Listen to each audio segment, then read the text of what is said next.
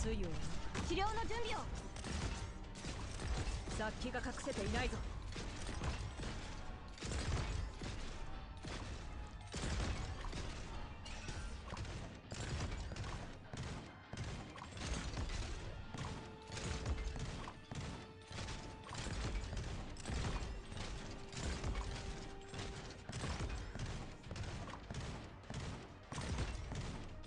破壊は最も単純な行為。前線維持。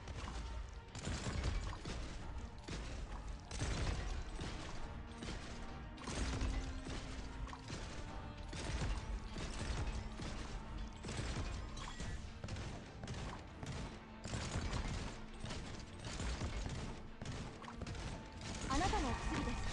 受け取ってください。誰かが気づくの。目標を確認しました。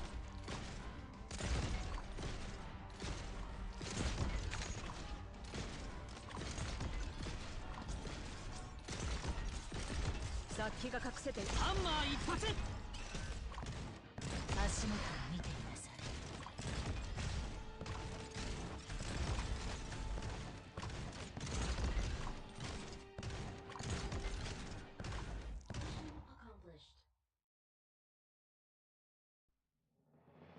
I still remember the duty I bear, but I must admit, I am no longer able to fulfill it, let alone execute it as well as you do. You have my respect, Doctor.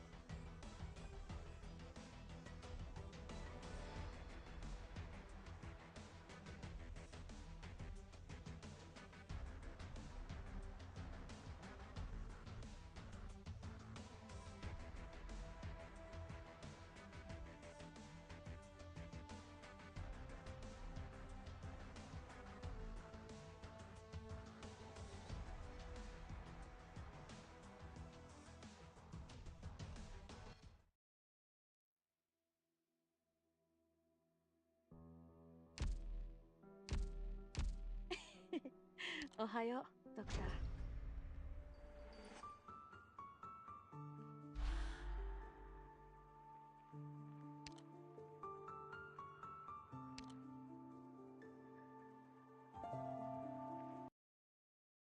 Kinda don't remember when I ended last night.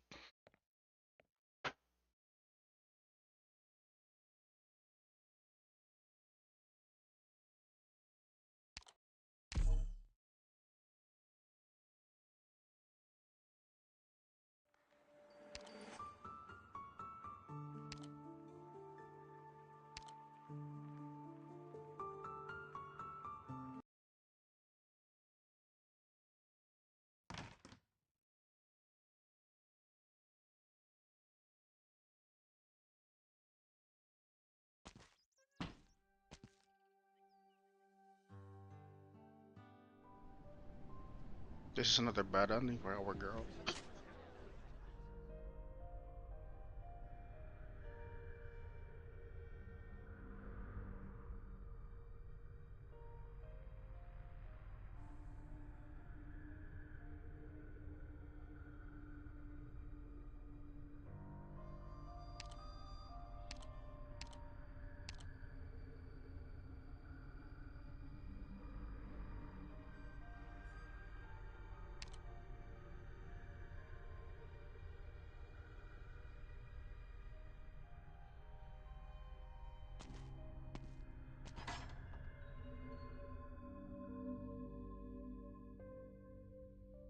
Ah, so Yulia.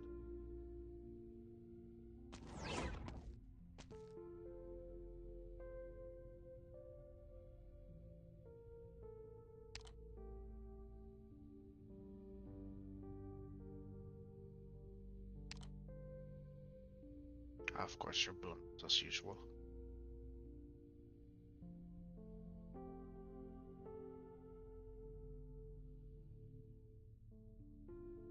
Yep, and when they were young.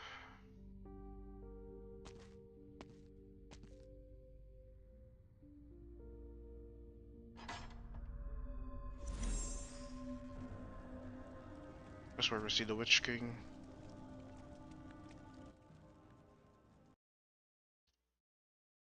I'm way past this because we've seen Ebenholz talking to the Witch King.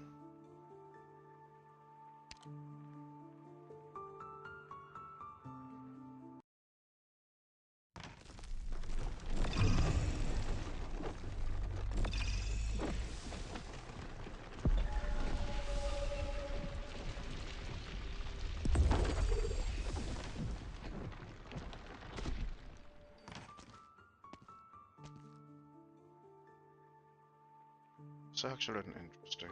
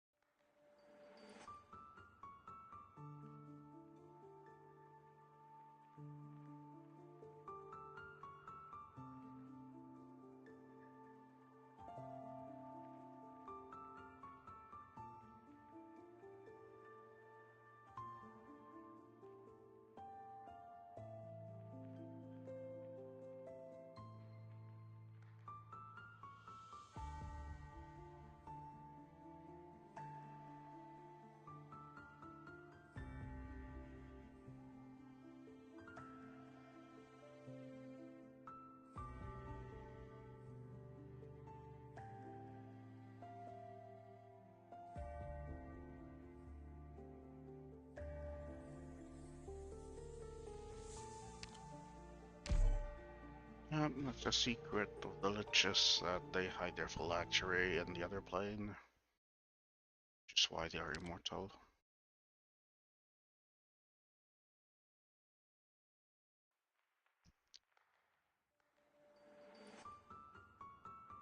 But instead of your breathing, you're going to pressure. Nope, no, no. I'm also done with this. This is Ebenholz laughing at him. Oh, self.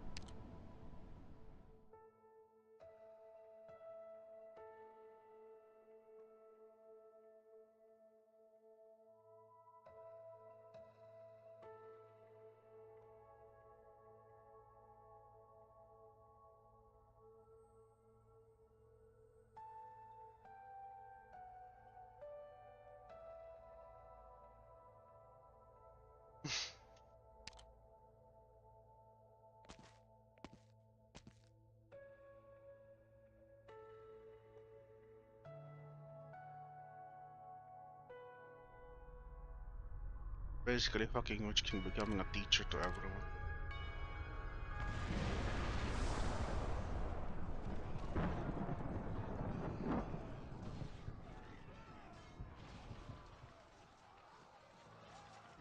This line.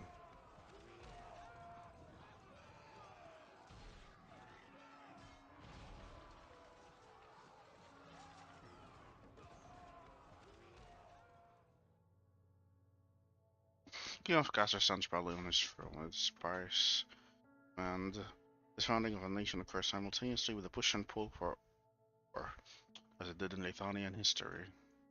And by the unending chaos, the Witch King is the only comprehensible order.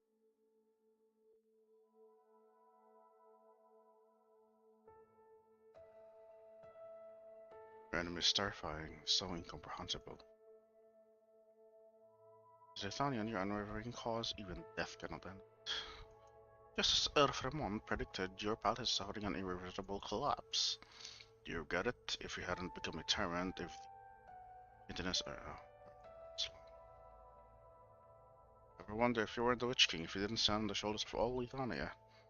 Did you master Arknights? Your questions are meaningless, Sancta. I have no regrets, and I do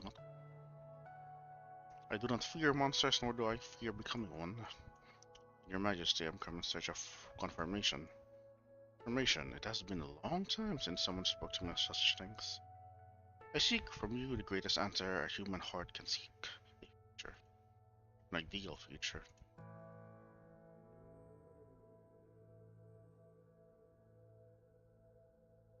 Why are you standing there like a fool? Was the blow too hard? Do you have a brain damage? Do you have brain damage? What's your excuse? Hello, Lich. What a comeback. A rude little goat you are. You saw him too, did you, win? When? In this ruined place, I could fight that man innumerable times, debate him innumerable years. But how could I win a debate with an echo? How could I kill a dead? Then we might as well leave. Leave, huh? Huh. You really want to turn and walk away after everything you've suffered on your journey? Even as you stand right before the throne? I'm here, I've seen it. The throne is empty. But the spire still's here. This strange, distorted, dangerous space. It still hangs over the heads of countless people. You're the most powerful Lich. Tell me, what should I do? How can we, once again, topple the Genesis Spire? There's only one way. The summit was done 23 years ago. All upon twins. What a beautiful sunset. There's a lot. Why are you hiding here? I'd rather not stay with the envoys of the Kurfürsten. They speak so crudely of post-war matters right in front of us, as if we're already dead. The Vermont says the odds of us surviving the battle are less than 1 in 10. Since the day we were born, every test we've taken has surpassed expectations of those old. But the battle with Hergenschorn isn't another test, it's the chance we have. And we will seize that chance. We have Hergenschorn's witchcraft, Gaulish technology, and the Lich's blessing with us. We are more perfect, more powerful than anyone else alive. We can still die. They have turned us into immortal war machines. They gave us human bodies and feelings to make us like unto them, bringing us towards the end since the beginning. Let's think about something happy, Hildegarde. If we really can kill Arknights, what do you want to do? You don't need to say it, I already know. You want freedom. Every time you pick up the sword, it's for the same reason. You can't stand those arrogant nobles, the ones who don't even treat us like people. You never could. How about you? You can guess, I'm sure. Who knows me better than you?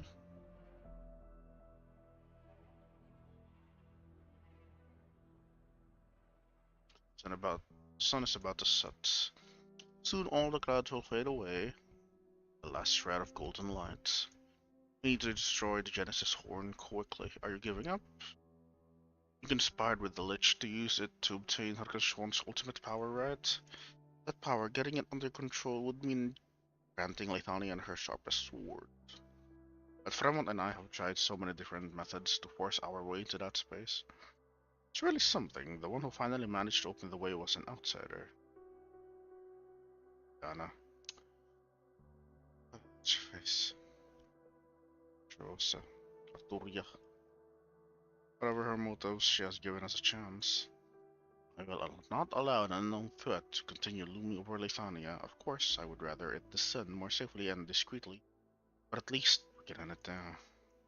If you're made of your mind, the Liches will show you the throne of the Witch King. Young Lich, you've been here all along. Don't misunderstand me, Lethanian's eternal grace. I am but a lowly messenger. Kill me, you will gain nothing but threads scattered on the wind. I have received a message from the Master. He is presently within the Genesis Horn. Only by joining forces with the austere authority to once again strike down the power of Arknights will you disperse the dark clouds hanging over Zwillingstürme. Very well then. But the Master also warns that the Genesis Horn is as unstable as you and he both anticipated.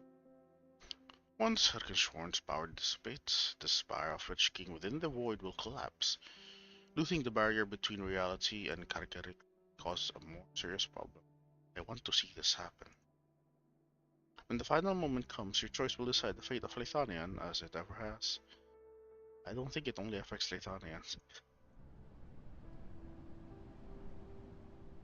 A single thread. They just always come and go with the wind, free enough to be oh so irritating. Jealousy. Because you wanted freedom. Cal? Here. Find the Lich from before, and the young man raised by Fremont. Do what you can to protect the amphitheater in the off chance that there's no off chance. You and Erigande will surely return victorious. Once more, what is our mission? To eliminate any threat to Lethania and its source. Good. The Gisat's Watchers stand ready. Remember, your signal is my command. When the time comes, if there are no new orders, they will act. Get them off. Go. Yeah. This lot. We should move out too. Both the Liches and the Crufel stand always talking about the fate of Lethanian. What about our fate? We've been here atop the two tallest spires in Lethanian for over 2 decades. Does Lethanian really belong to us, or are we still just her chosen vessels, carrying the fate of the country on a sword and shield? Let's deal with the problem first at hand. That's a sentence I've heard too many times now. Our duet remains tacit, but this is the way we were born, no? So long as we play, we cooperate. That is the mission we have been given. No matter the time, we will always have our understanding. And I have no doubt that we will once again achieve victory for it. But sooner or later, we will have to face me to answer me. Hildegarde, when we kill Arknights again, what will you want to do? You're taking such a great risk to bring the future to Lethanian, but what is that future?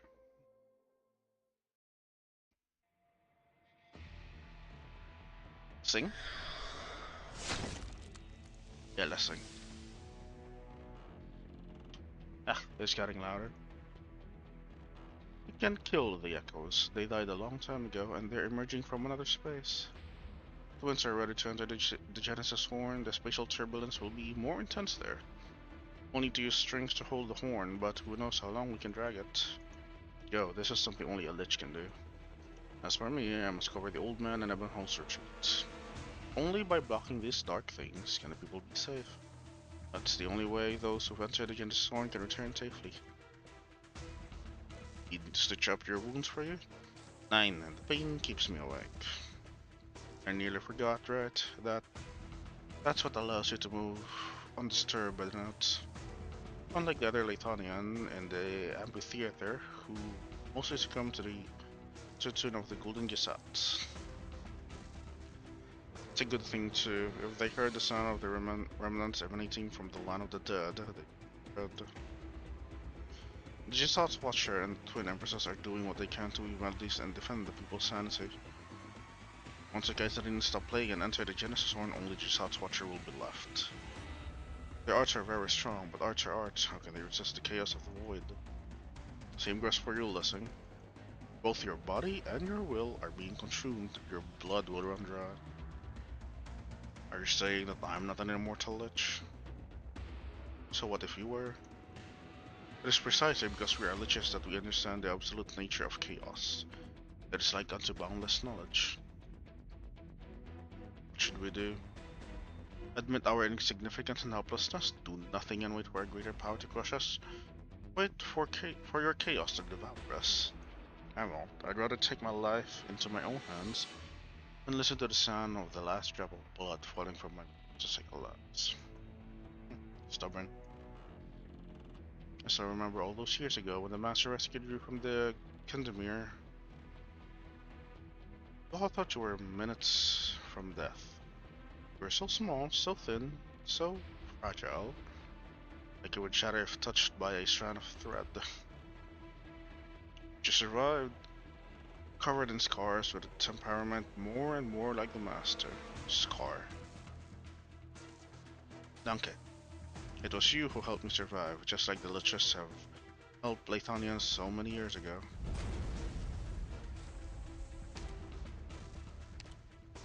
My twins are moving. I should find the other liches. Blessing, my unorthodox still brother, I'll listen for your voice on the wind. I just hope what I find with my spirits won't be your dying breath. She really has a unique animation of how to go away. It's a slow fade away.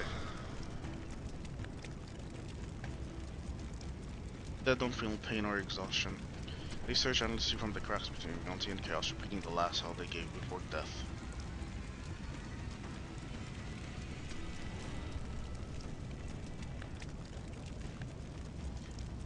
Once the movement is gone, will it be just you making such a noise? It sounds truly awful.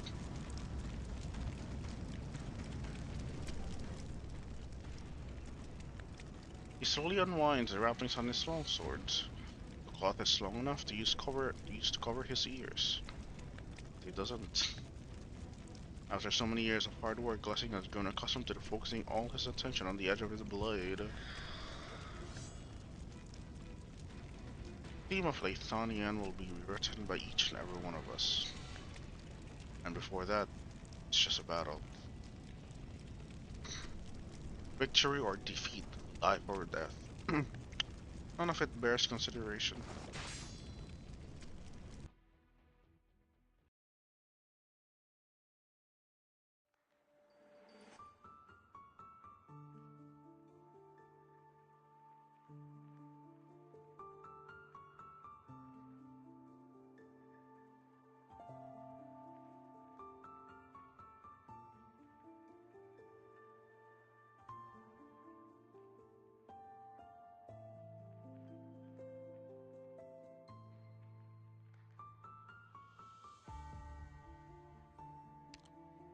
That was after, right?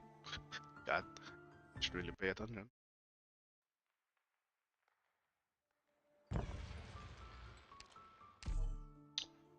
Last chapter.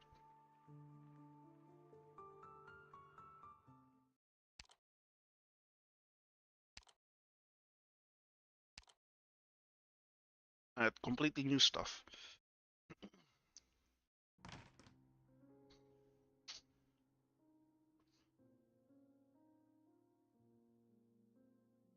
Is this another ending for our little girl? Who's going to die this time? Vivian, what are you hiding under the covers for? Writing a letter? Sheesh. Tante Cora's about to come.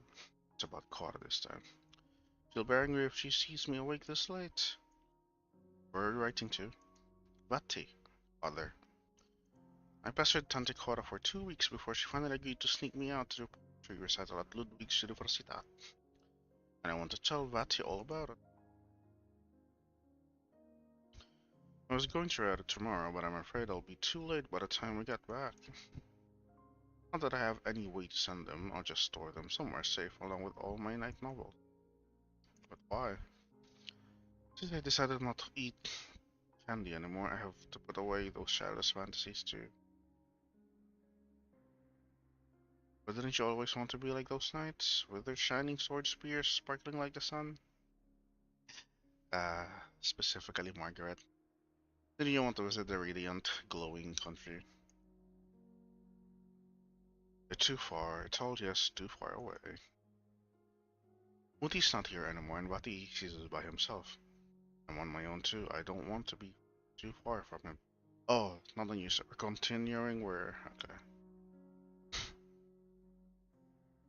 I asked Tante Cora how long it would take for us to get back to Stormland from Zwillingstürme. Perhaps the route would be only 2 days, so if Vati needs me, I can always. But sure Vati doesn't even stay behind. He'd definitely be mad if I did. But I don't regret my choice. I begged Tante Cora to help me stay here in Lithuania, instead of following her to the Grand Knight 30 like he told me to. Even if I have to hide, even if you never know, Tante's helped us so much.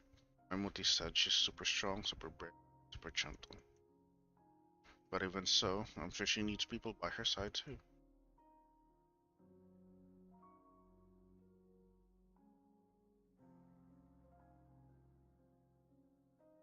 She's always been by herself.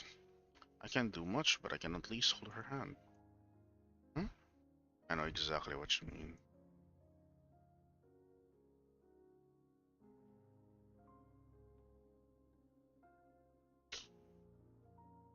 Liana, I can't say you've made the bad choice, giving up on more things, but at the very least you'll have fewer regrets.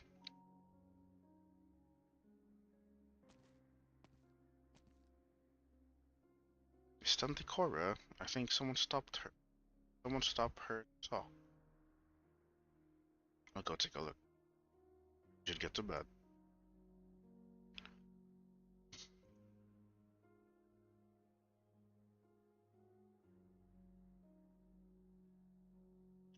For her event, has the Twin Empress's favorite actually come here of her own accord to meet with us, Drax?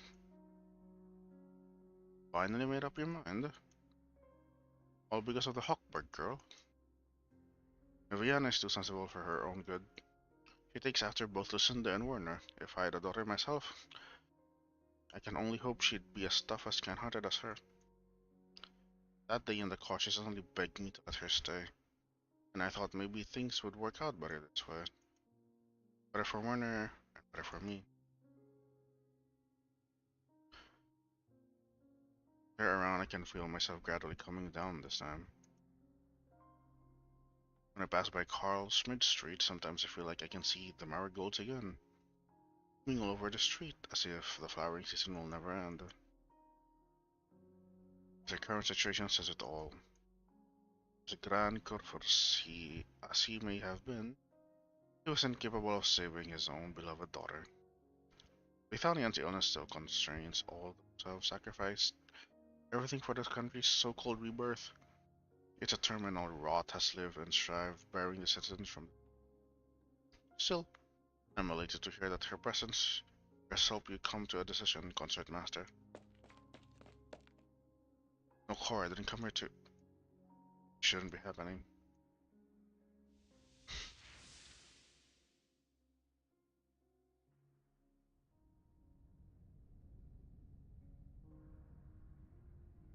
Everything before her eyes dissipates once again. Vienna finds herself on the spiral staircase. She had thought that an earlier solace would prevent the inevitable, so that tragedies wouldn't have to fall upon the lamentable woman behind the door.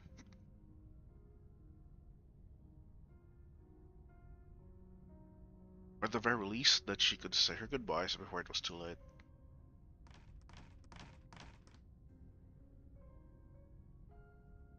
Countless doors simultaneously opened before her, the lineup in succession, meandering towards an unclear horizon. She recalls every Viviana was behind each of the doors. She sees every candle and its twilight through each of the frames.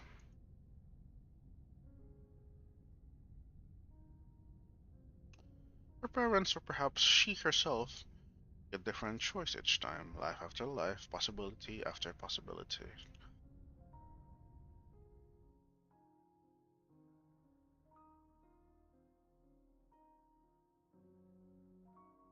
If Muti and Vati didn't have to hide their love for each other, if everyone had accepted us, then maybe I have blessed my birth instead.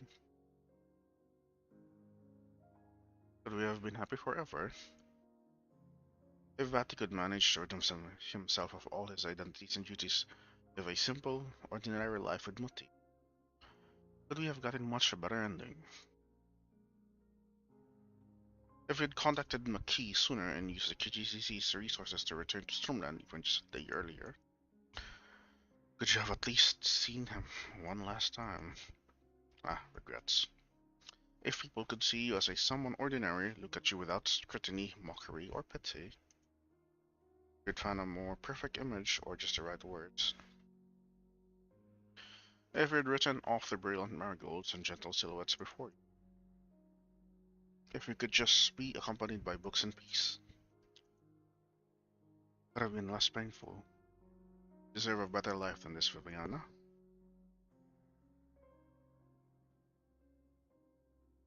If there really is one.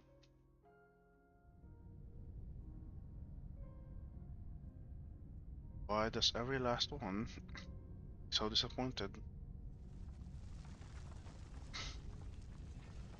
Viviana hears the sound of something moving, doors collapsing distant but clear, like snow losing its grip on a mountaintop, the beginning of an avalanche. Is there such thing as a second chance?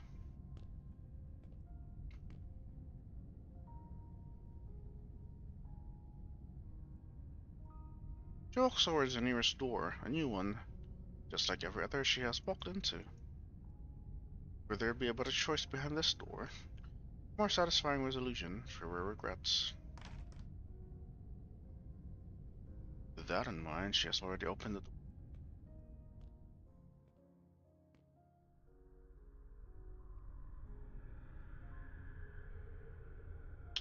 Genesis, this Zwillingstürme space is extremely unstable. Julius Schooler, your premonition was correct. I understand that you won't leave, so please stick to the resonant pipes as much as possible to keep yourself safe. What about you, her executor? I must find Arturia, the sooner the better. Provialo have already met with the person she wanted to. She's a dangerous individual and should come back with me to Laterano. But if she truly seeks the Witch King, then she could be in danger right now. Frederica turns around and looks into the distance. Ever since Julia activated the retrofitted resonance pipes, the scenery around them has gradually cleared up, both near and far. And with that, Arturia's destination is no longer in question. On the far edge of his sight stands a gigantic black tower interwoven with scarlet and surrounded by a cluster of spires he's never seen before. But Executor, before we go our separate ways, can you tell me how John is doing these days? He has encountered some common growing pains. Loris Bolden left him a sum of money, but judging by his own wishes, may very well leave Lithanian and make a living in another city. That's fine too. That boy's head has always been swimming with ideas. Senor Schooler, you appear to have more questions for me. Look at that, reading the mood. The Caprine woman quickens her footsteps just slightly as Federico continues at his usual pace. Very slightly. Loris, is he already dead? I never said. Our executor, you're cleared the type to dive headfirst into your work without a second thought. But you seem particularly concerned with my affairs. You wouldn't willingly put your mission on hold like this for no reason. I've heard from Loris how Laterano's Rotary Hall works, and this will.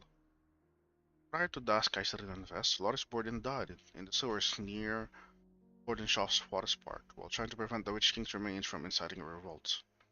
His final message before death was a phone call in which he expressed his hope that someone else would take over the Julius Schooler case.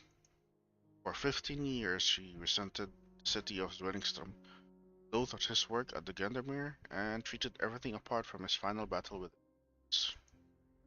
His sole preoccupation was your case, and as a former citizen of Laterano, his final request can be considered his last will and testament. That said, the case has now been solved, and it's no longer possible to investigate any further. But I did find a letter addressed to you in his residence. I read it only once, but I have it memorized. I can recite it to you if necessary. However, the contents are full of rather emotional expressions, such as when I decided to get to the bottom of your case, the gross monster summoned me to his office. He slapped me in the face and said, Lathanian expletively admitted, don't you dare think your military success gave you the right to pick fights with everyone. Julia, I hate Zwillingstürme. I hate that I'm any too. But executor, Loris wasn't that sort of a man. Interrupts Federico's recital. The Loris I know was never the type to call himself a hero or anything like that. But he was the first soldier to set foot in the Witch King's Spire. He was the only fool to join the Gendarmerie and silently protect the city, despite owing a title. The only officer willing to defy the nobles to protect his civilians. He knew things weren't perfect in either Laterano or Lithanian, and that many things needed changing. But someone harboring hope in their hearts will never give in to despair. Never. Julia stops in her tracks and begins mumbling to herself. Rodrigo follows suit, looks at her quivering shoulders from behind. Doesn't move. The young executor listens in silence, attempting to analyze the emotions in her words. Senor Schooler, are you disappointed? Loris Borden? Should he with only... Not an executor, I just feel sorry for him. I'm the reason he became like that, right? But I actually want to know your relationship with him. Are you two lovers? A pipe organ suddenly sounds from the distance, followed by a huge energy pulse. Federico subconsciously pulls out his gun.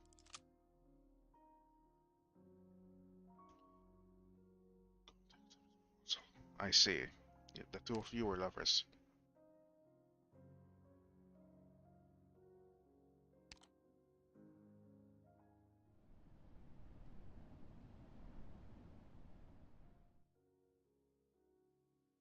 An insipid mist flits through his hands, and the Caprine woman before his eyes no longer exists. Only nothingness remains. Always has been.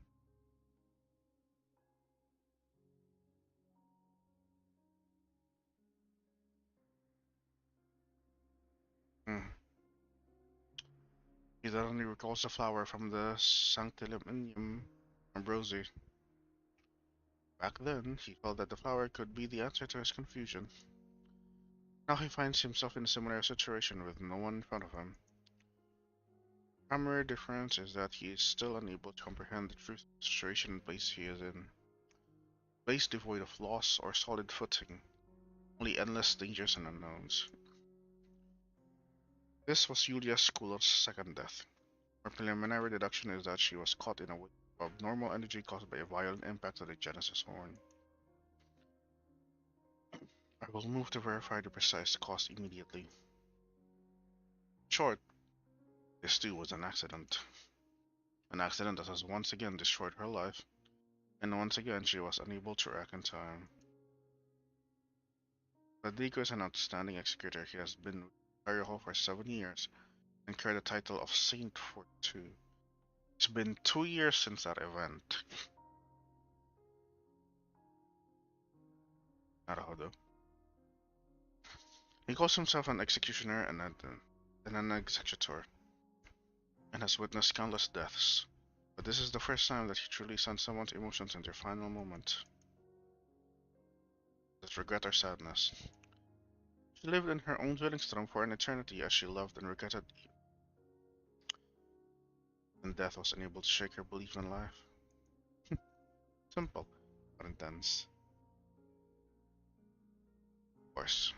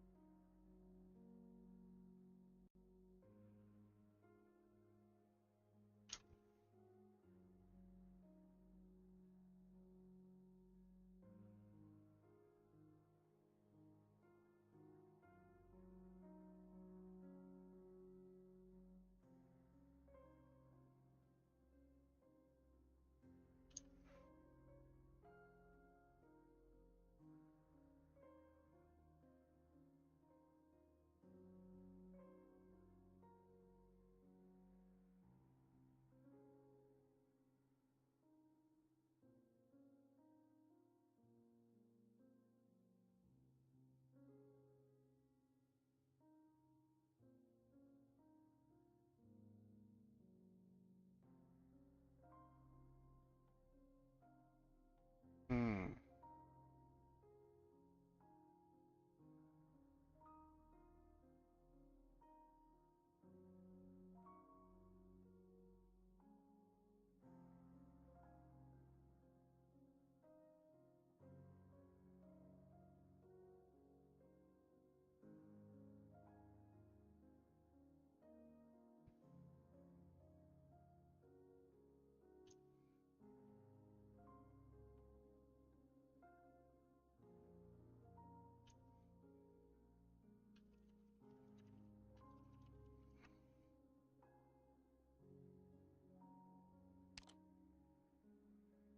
Science ails me, Sancta.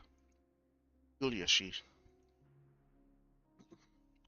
The twins created by Leopold and Fremont are currently attempting to brute force their way into my pavilion. Consciousness cannot withstand the resulting energy waves. No, it's not just her. Tura turns around even though there is nothing else to see. Suddenly, the energy blows away a layer of mist like a breeze, revealing the breathing, footsteps, joy, and grief hidden beneath. These emotions are now, no, they've always been here all over the pavilion. If a soul is like an instrument, and then at this very moment she feels the vibration of countless strings, a chorus. I could only see Yulia because of my acquaintance with Loris, and I had only brief contact with her. But there are so many ordinary souls living inside your palace. They exist as information and walk as Litania. Form an identity. But reminiscing is a luxury I do not allow in my pavilion, Sancta. I believe you came to verify the future. He already gotten my confirmation in a way. Why exactly do people develop a self, and how does one become strong enough to go up against an approaching crisis? Or a predestined doom? It all exists within her. Rules and commandments serve as Lateranos anchors and cables, enabling faith to traverse the entire lands, providing a target for the prayers of prayers. The laws are piety. No, piety. Ethanian, however, is the result of Golden Gesats. Through its systems, aesthetics, models, and morals, 10 different regions with no common cultural identity joined together as a unity that has lasted 1,000 years. Experience inherited through generations, lost fortune writing concepts established by convention, This exists a priori and from it an order is formed, guide how we should think, speak, and deal with ourselves as well as others. So it becomes our instincts engraved into our very flesh and blood. But the order has its imperfections, it is rigid and different and separates us.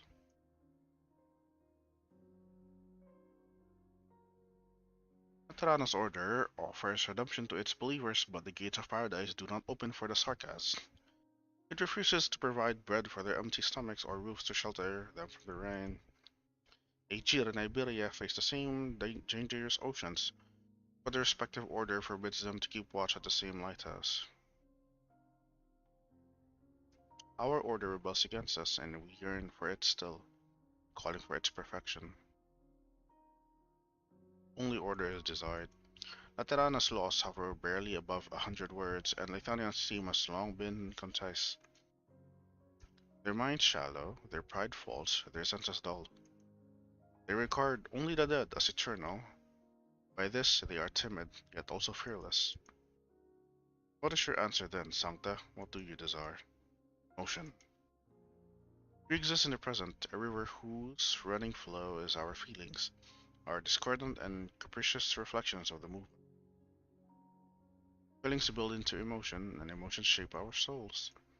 Our emotions are varied and profound. We are the love, the hatred, the appreciation, and the lament we harbor when these emotions call upon our reflection. And through these encounters, we come to understand life itself. They were the torch we wielded to repel the shadow of death long before the birth of laws, religion, politics, or science. We are born as prodigies in utilizing our emotions, and thus we are connected. We're referring to the empathy between the Sancta. Indeed, language is not without its limit, and what it finds an impossible chasm to leap. Oh, empathy arches across in an emotion's quiver. It's a precious gift to my kin, which we can read each other's feelings. But it's also utterly unfair.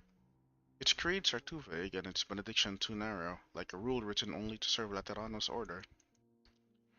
So you crave true empathy. You seek an empathy from within, with a wider yet deeper range than what you call emotion that connects everyone on all lands as one.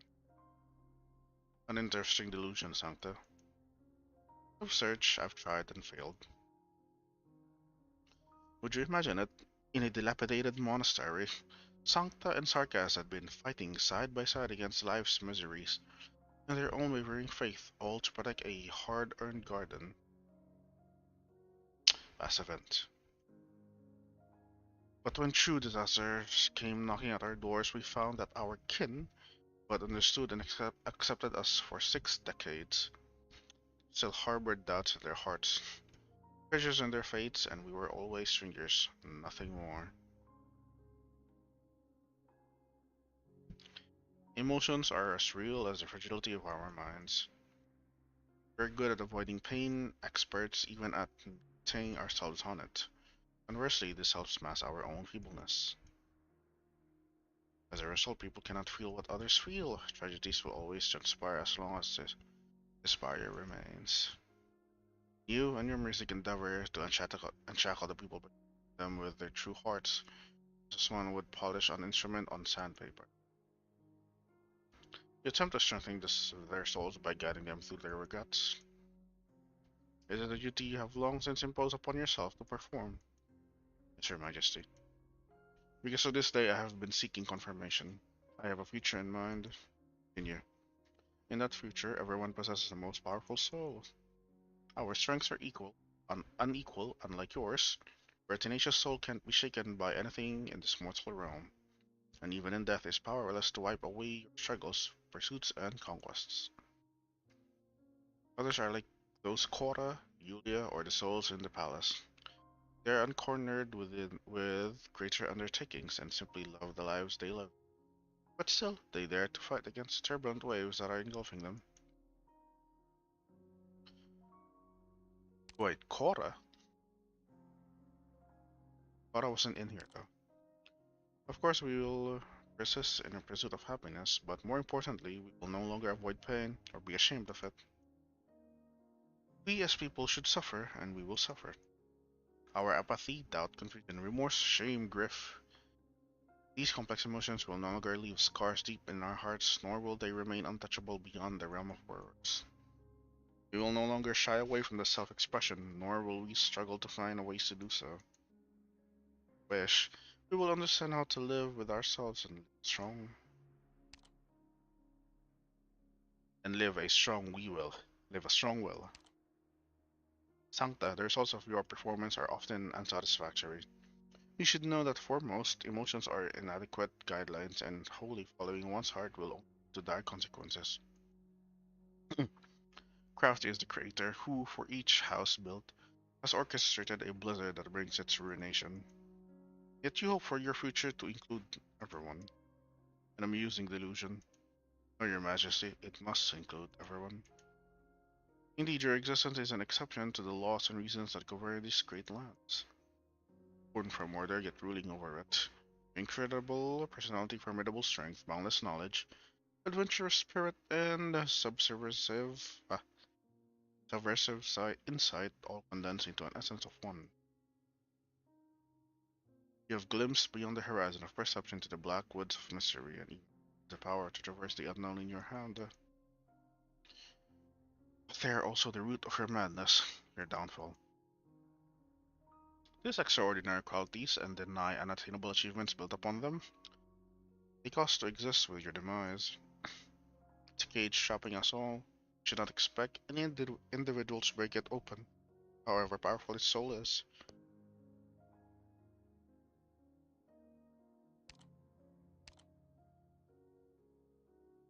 For everyone needs a strong soul. They need the power to empathize. We'll be able to share our knowledge, our experiences, our abilities and insights all via our emotional bonds. Then there would be no crisis able to undo our ties, no defeat able to wear down our reports. There will be no truths unrevealable, no pain incomprehensible, no obstruction unsurpassable. Our power comes from our individual strengths. We'd be distinctly ourselves, yet as one.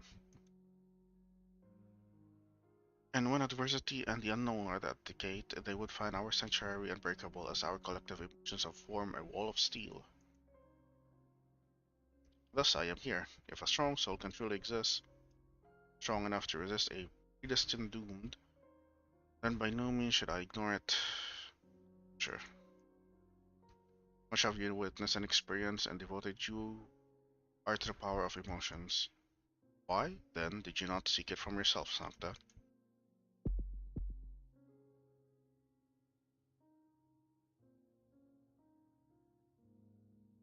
Are you reading my mind? You've been doing this from the moment I arrive at your throne. Is this your performance?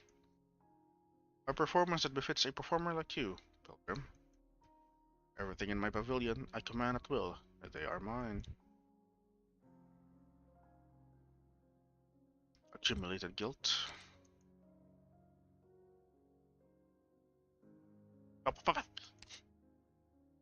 Unreconcilable sorrow.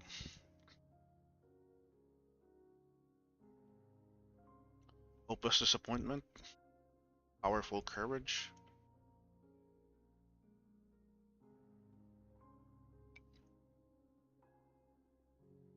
Endless regrets.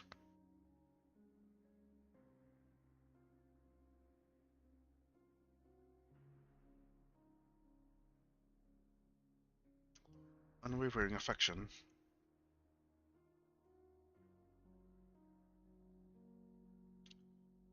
There's no performance will allow such cruelty and arbitrary. We did come to a common understanding, nor are his joy and sorrows yours. You have thrown open the gate to your mind, and he is the guest and the host. Italian history has recorded how the Witch King reformed and rearranged his people. His orchestra and army, disobedience is not tolerated nor possible. Sancta, if emotions had forms, by all rights you should be the fullest individual I have ever met. But I sense in you nothing. Why? Because you yourself use as a mirror, reflecting the emotions of others. And you do not see until see. You are receptible. You are a receptacle whose content is overflowing with the emotions of others, with no room for your own. Feel what they feel, but at the same time feel nothing. You undo the knots of others while further tightening yours, a state that resembles only chaos.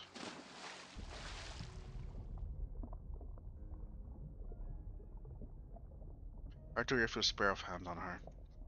They stretch into a lake bed of her consciousness and do not stop you there, but stir up the mud at the bottom, arriving at the void very depths. Suffocation resembles a rushing river, covering every nook and cranny of her consciousness as it thoroughly engulfs her within. Hmm? I see. I saw your I saw your only truth.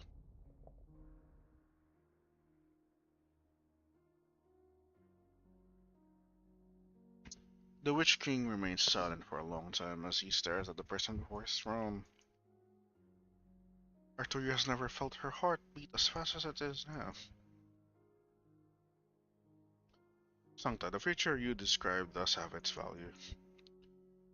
Perhaps it will find its place in the river of time. However, you are the one person furthest from your utopia. If you are just a receptacle, or just a mirror, if you cannot even see the reality you have neglected, you have reached your end. For your path has yet to reach its, Your Majesty.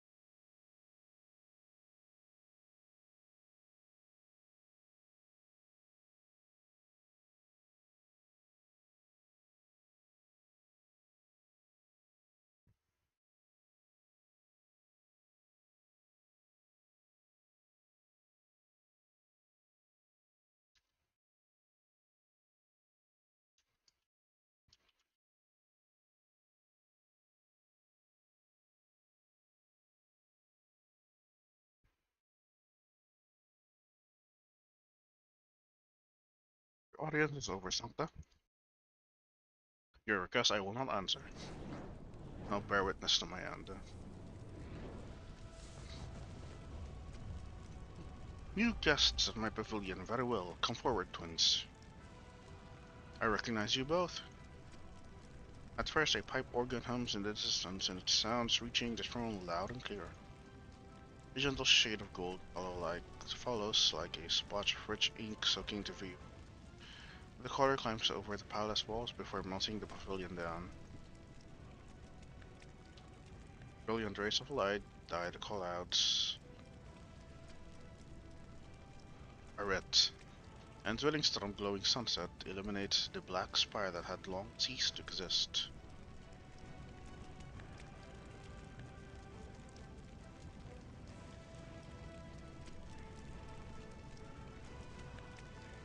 You truly are the attached to that throne, Helgenshorn. 23 years ago, when Hildegard and I made our way here, you were sitting on it just as you are now. Summoned here late at night by a creed, your subjects crawled beneath the steps as your melody shredded their souls away. Not daring to make one move, you were disinclined to take notice of them. Judging by your attire, you both proclaim yourself as the Geisterdin of Lithuania. The blades painstakingly forged by the nobles are now pointing back at them, freshly resharpened. Amusing. I won't deny you, Lizel. I won't deny you. Lizel and I were born from your arts, our flesh and blood. as well as our power. We're born from the noble's boring ambitions. Indeed, we are only creations. But precisely because of that, we can be loyal only to Lithania. Answer then. How did you serve the Lithanian you are devoted to? Polygon and I do not judge ourselves by our merits, she can show off. But at the very least, when the people of Zwillingstürme lift their heads, they should be able to see a brilliant sunset, instead of a dark cloud brimming with the metallic tinge of blood. That is our dream, and that is what we work towards. How naive. Do you wish to continue indulging yourself in the illusion you weave the end in shutting your mind from the truth? Humanity is shackled by repulsive rules. Our legs cannot walk, our eyes cannot see.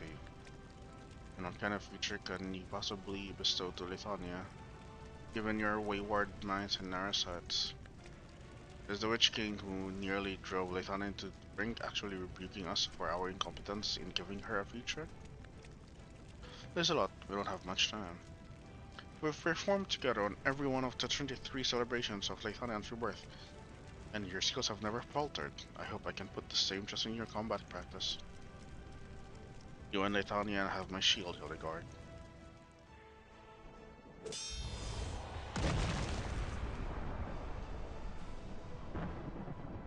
Admire experience, courage, and achievements, Hecklesworn. You overthrew prejudice, the older order, more firmly entrenched than the spires are now, and brought opportunity to every Lithania. You gave the nation unprecedented vitality and were to be revered as the greatest monarch in its history. But then you pushed the country into war, erected even more terrifying spires, and inflicted suffering 100 times more painful to the very people you had given hope to. You were ruined by your own desires. As one, our widespread standards are harmonious melodies, and our arts and morals make Lithania what she is. But you rocked her foundation, undermined her survival, and made her your own vassal. Your meddling turned the entire country so as to be exploited. It is only righteous that everything you have explored or mastered belongs to Lithania. So we're here to retrieve it. A spire that remains only as a shadow should not exist in the first place. I think it actually lingered over Lithania in these past 23 years. What did you call it earlier? Your pavilion? A palace? No matter, today will be your last, and this place shall serve as your final grave.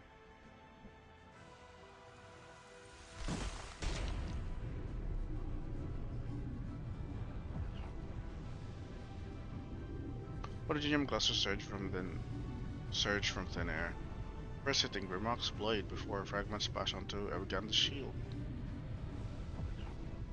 Black and red unite into one, a dazzling gold, an intense purple. Their arts are condensed to their very limits, like unchangeable primitive blocks of color. They collide but cannot blend into each other and only splash before the throne, seizing every inch of space. An air-splitting rhythm accompanies the explosion of colors. Their weapons, originally instruments, perform two movements in two completely different styles at the same time and place. Brass, woodwind, strings, percussion, keyboards, and even beltries, as well as death whistles.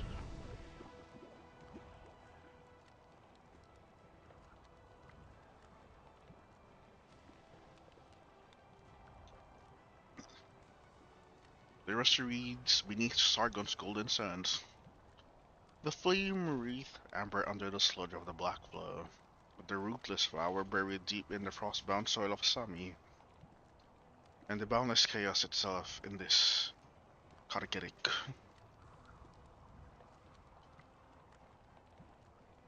We know what this is. This is the IS-4 thing. What is the black flow, though?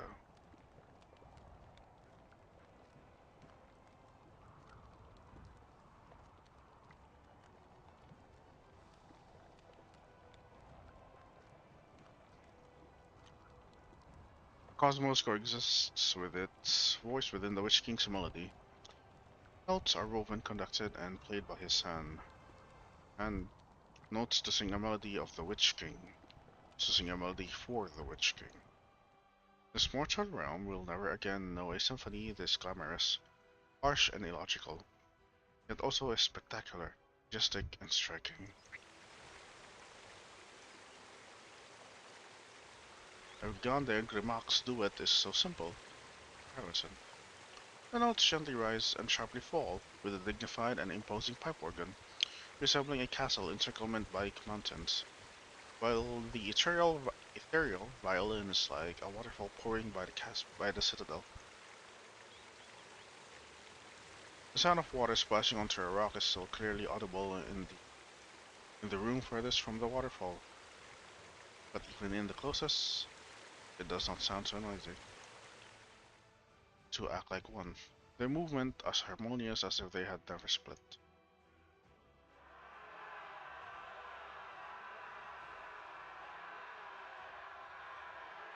The symphonies sing a war song. Two generations of Lathanan Kaisers fight before the throne.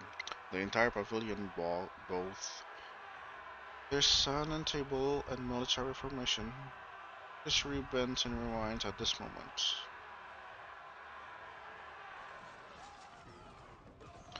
Gau's flagship crosses the river valley and under Corsica's one lead.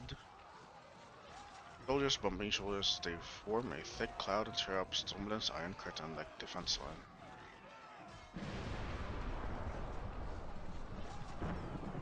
And then Harkon's horned silhouette introduces its reign at the pinnacle. He stands atop the spire, heaven and earth at his beck and call. The elements, thunderbolts, and sandstorms are all at his disposal to swallow everything. Under the omnipresent dust clouds of blood, Erigande and Grimac's movements are unremarkable. They sneak into Vanillin under the cover of night with paint from the Gurfrostan's coalition army, and make a beeline for the spire. The spire opens its doors, welcoming its visitors, and unsuspecting spirecasters rush into formation, and one by one turn into the red leaves of late autumn. Blood. Shield and sword shatter the Genesis spire, just like that night 23 years ago.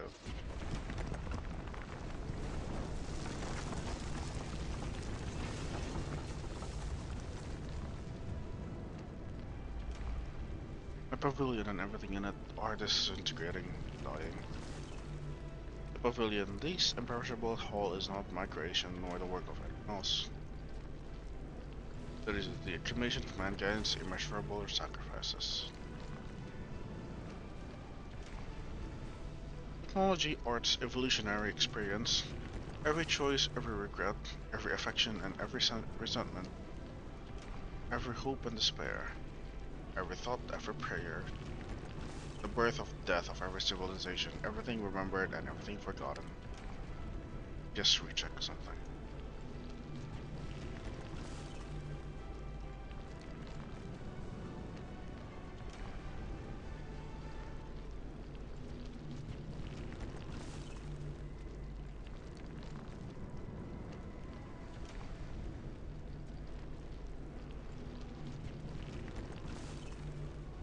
There's no context to this, okay. It's literally just said there. The pavilion is humanity. The pavilion is our will. Through annihilation, the will has taken form, and from chaos the order was given birth. A will true to reveal the origin, a will firm to conquer the source.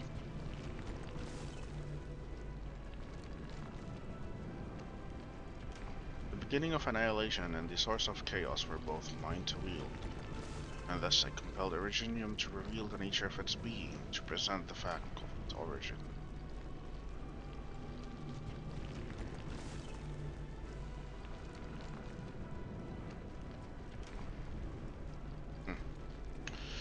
But I became aware that no matter how Originium grows, overrides, recreates, it speaks the same truth.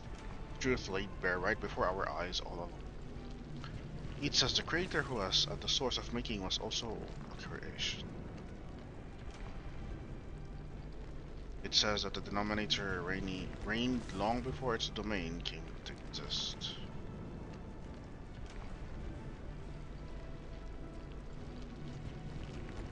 It says hope is lost and eternity is no more. And what truth did I obtain but heavier chains and more ruthless resolve at the origin, the root of all creation?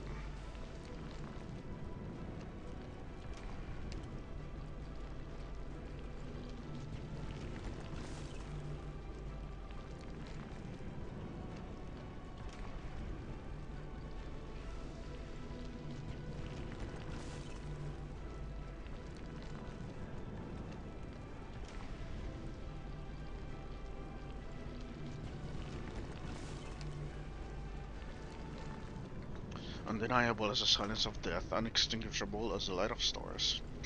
Cruel was the maker, vile was the maker, sly was the maker. By his hands our determination was shattered, but not annulled. Maimed, but not overthrown.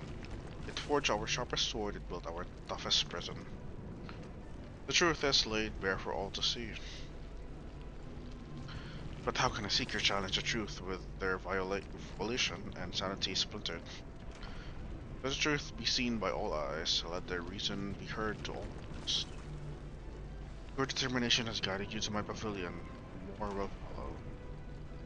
You will see in me a nightmare, a traitor to freedom, a tyrant. But if the Genesis Spire has failed to reach the boundary with its thrust, then a pioneer must be there to step foot on a place beyond space and time. Oh, the setups. Okay.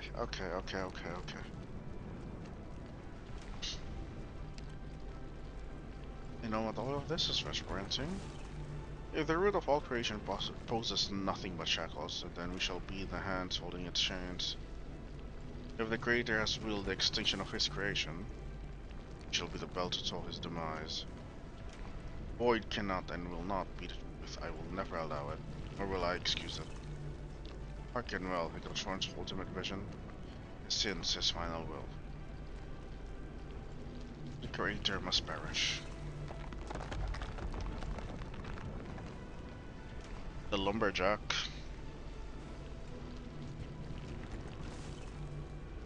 I see that your power has grown since our last meeting, twins. A portion of Arknights will, which he discarded long ago, is standing before him. But you have perceived not yourself and known not freedom. You have relinquished humanity. Yet hope Lethanian's sword and shield to be more than weapons. Heed, my audience. You have come before the throne to seek an answer, pass down a verdict. Only a man's answer can sate his skin. Only a monarch verdict can wreck his equals. If you succeed, if you stand fast till the very end, you must see what I didn't, and be what I wasn't. Hope may be gone, eternity may be lost. Their death mark but the end of Hurlshorn's monarch's downfall. Lethania shall stand, whose light will outshine the tallest beacon of hope. Lethanian shall live, whose name will outlast the longest river of time.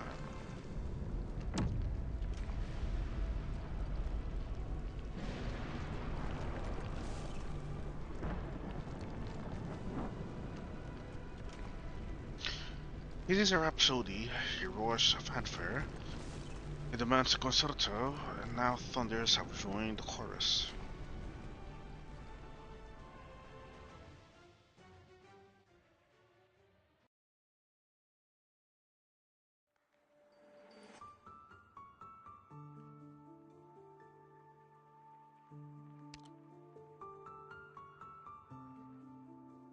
I utterly completely forgot.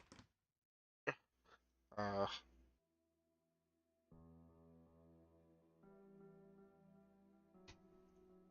Delafia sits with her legs crossed her back against the desk. She places a pillow on her knees and spreads open a book open on it. candlelight illuminating her drooping. Wiggle reads in undisturbed silence. Then she raises her head from the page to meet Viviana's gaze.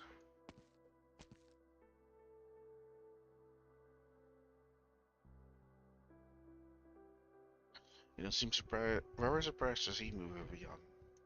Up, up. I saw your shadow in the doorway. I knew it was you. Yeah, you've spent so long observing the shadows in this tiny room, lit only by candlelight. What are you reading?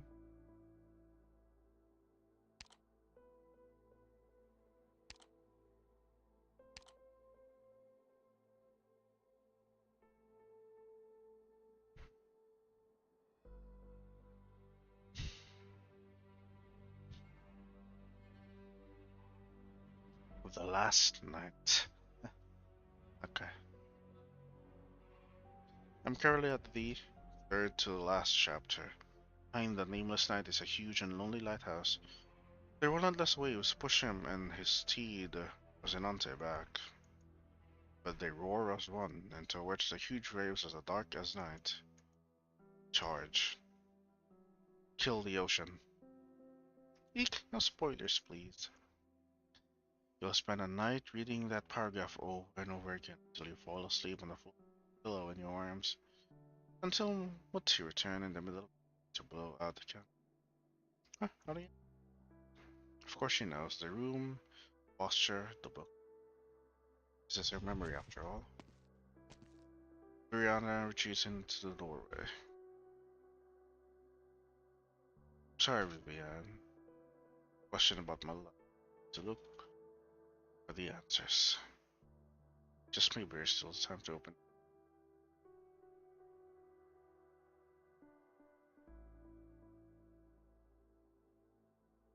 How many have you opened already?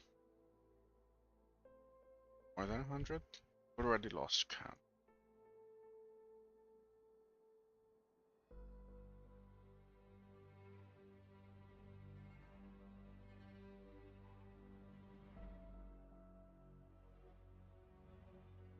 I just want to find a better possibility.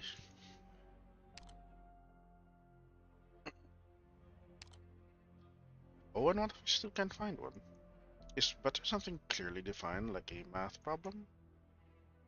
Those doors we've entered, maybe Mutsi and Vati got to live in peace together for longer, without anyone disturbing them. Or maybe Mutsi left us a few years later than she did.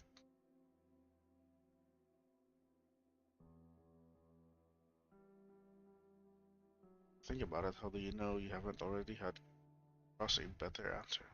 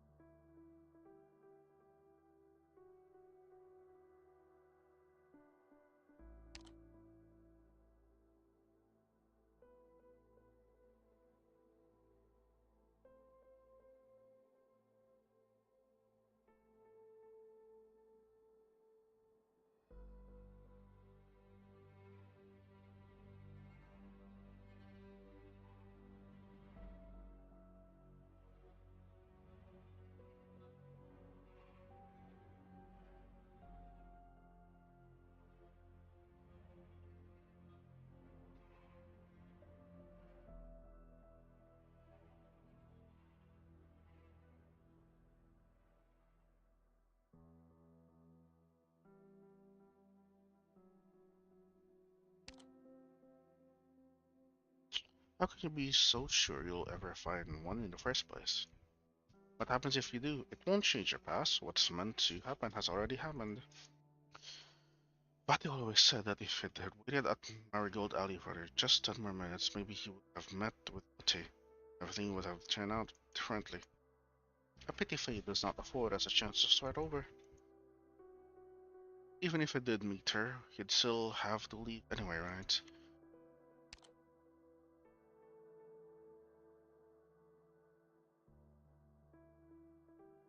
Where did I stop? The story wouldn't change in any way aside from giving Mutti one last chance to cry and say goodbye.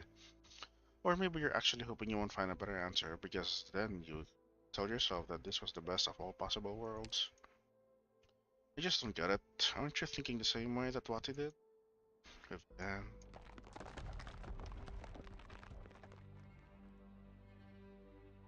Going back to my book. Went to that, aren't you? You'd go, there's still time to open the next door.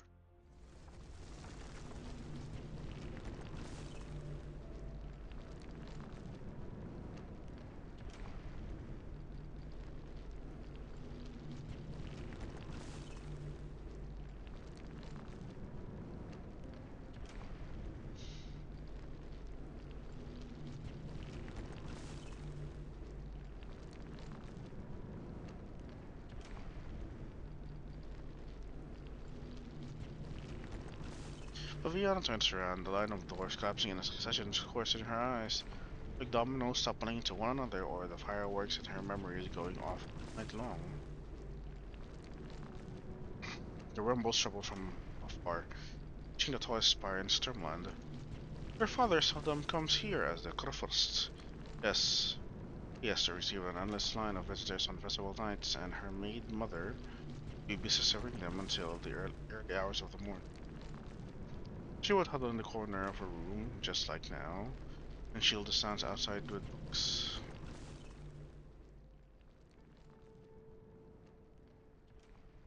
Once the waves washed away, once glory and life together.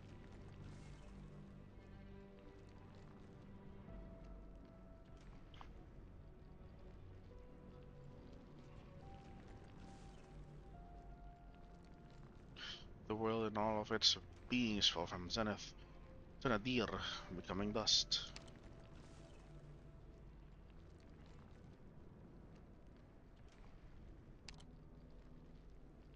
Once the forge belched its flames, once catastrophe descended, once families and old friends alike forsook the soul. The last night upon this great land, alone faced the swells as dark as night as began to change. Back then, she had yearned for this so much, the full of courage. She had told herself not to be weak, to imagine herself as a knight. Diana the knight. A true knight is unafraid of a disaster or hardship.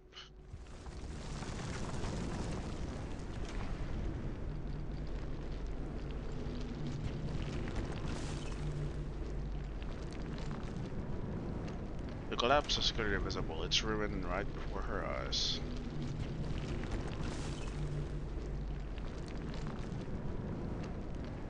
An inexpressible sense of danger strikes Viviana in her heart.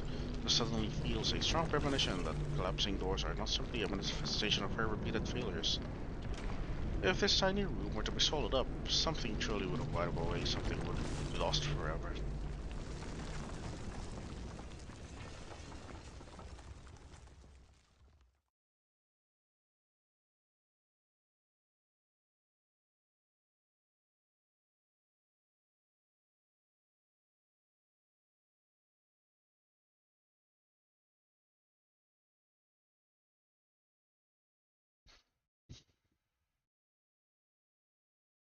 When the knight charged over the endless waves, did you imagine that he was trying to overcome the entire world?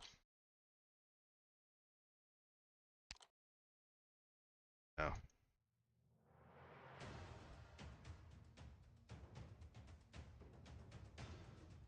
I won't leave. Viviana turns around, protecting the little girl with her own body. I don't even know what's really been going on ever since I began climbing that spiral staircase. Maybe this is something everyone goes through when they come to the Genesis Horn. To be tightly bound by the knots deep in their hearts, to lose themselves in a whirlpool of chaos, becoming one. Vivian, what do I say to you, or rather, what do I say to myself? The light of candle is dim, and its flames will always flicker at the whims of night wind. There will always be a filth coming at you. There will always be filth coming at you, and regrets you can't revoke. The bafflement of finding grief using will seek to stump you over.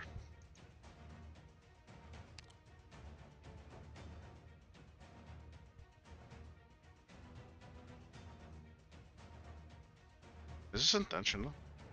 She looks like Radiant Knight. But you must believe the stories you once heard are not all legends or symbols. Yeah, true. You've seen for yourself a radiance that can light up the entire land, a light that does not flicker. Even when no one is walking the path, it illuminates. Maybe you yourself are not that radiant light, but you too have once drawn your blade to protect it.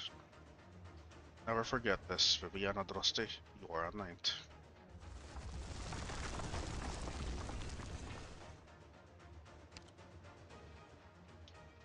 The collapse arrives, the darkness swallows her in an instant. Compared to the last night, whose nemesis was the ocean beneath the sky above him, she knows nothing about her enemy's identity. She suddenly finds herself unable to feel the sword in her hand, nor can she light a candle. Fear, suffocating as the ocean and raging as the tide, instantly scours her to the point of numbness. But soon she feels calmed, soothed, and relaxed somehow. Forgotten sword no longer drown her. Just bit by bit, the waves are normal. Just what is it? In those collapsed doors and their cracks, that is devouring her emotions. Countless images, real and fake, intertwine, binding Vivian into a strange yet soft cocoon. What must she hold on to? What can she hold on to?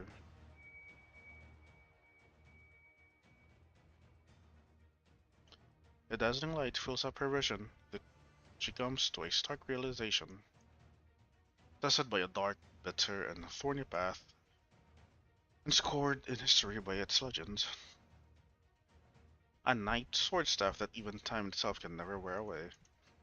Here and now it shines in the palm of her hand.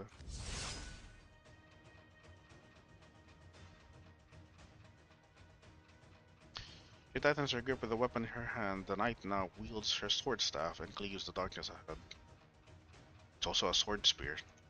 Again, just like NTR. Oops.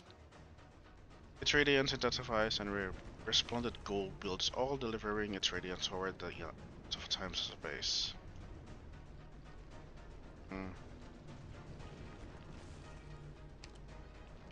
Gone are the spiral staircase and the doors. Viviana looks down at her empty hands, betraying the gritty sensation that felt surreal just now. She shuts her eyes, reconstructing in her mind the last thing she had seen within the darkness. Malevolent spirits take the form of indescribable sounds. Lights, shapes, and colors together forming chaos itself. Pressing through it was all the swords are resplendent and glorious. I was holding to a projection of it. Their Majesties. No, more terrifying calamities in the chaos outside the Genesis Horn would befall. This place must not fall to ruin.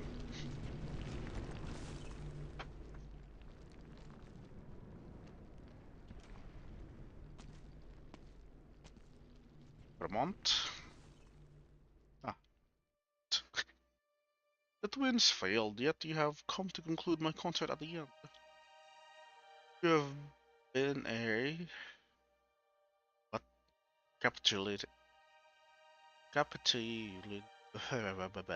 Capitulation in my ascension and downfall. Leave, the pavilion is disintegrating.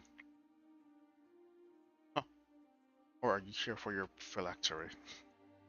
Your achievement in Kargarek would be enough to earn the respect and fear of the people. Yet your attitude remains as loathsome as ever. Should I be grateful that you've milked it all for its worth? Yeah. I've never seen you so reluctant, Iconsworn.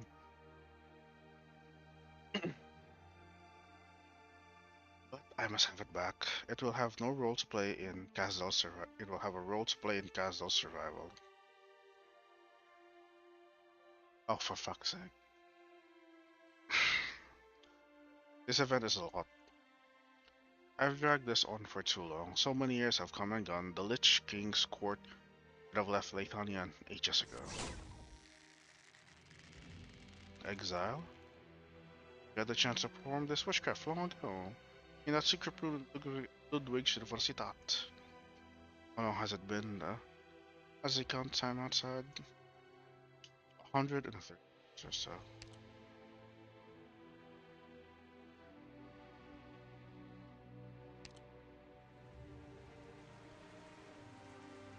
In the next moment, the belated witchcraft crosses both the protracted span of time and the divergent path of its companions to be cast once more. But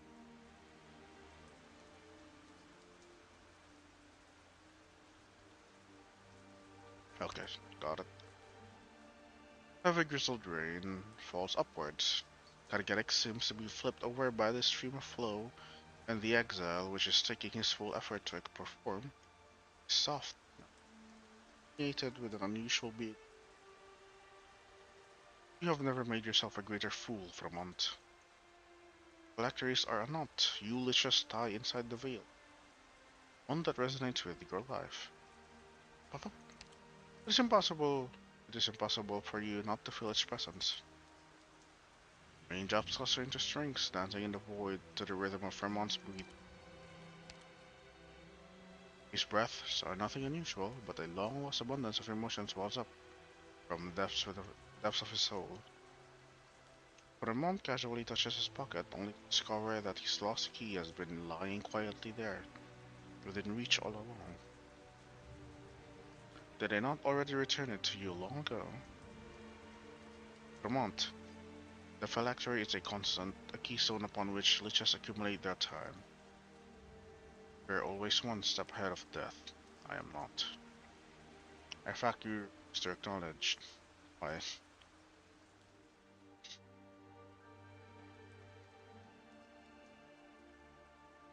The moment the entire space is soaked, the lich strings finally envelop the Witch King, embracing, entangling, almost forming a coffin-like shape. You have no word for me but farewells at this moment. Tell me, Fremont, my dearest friend. Why is this spire still lacking?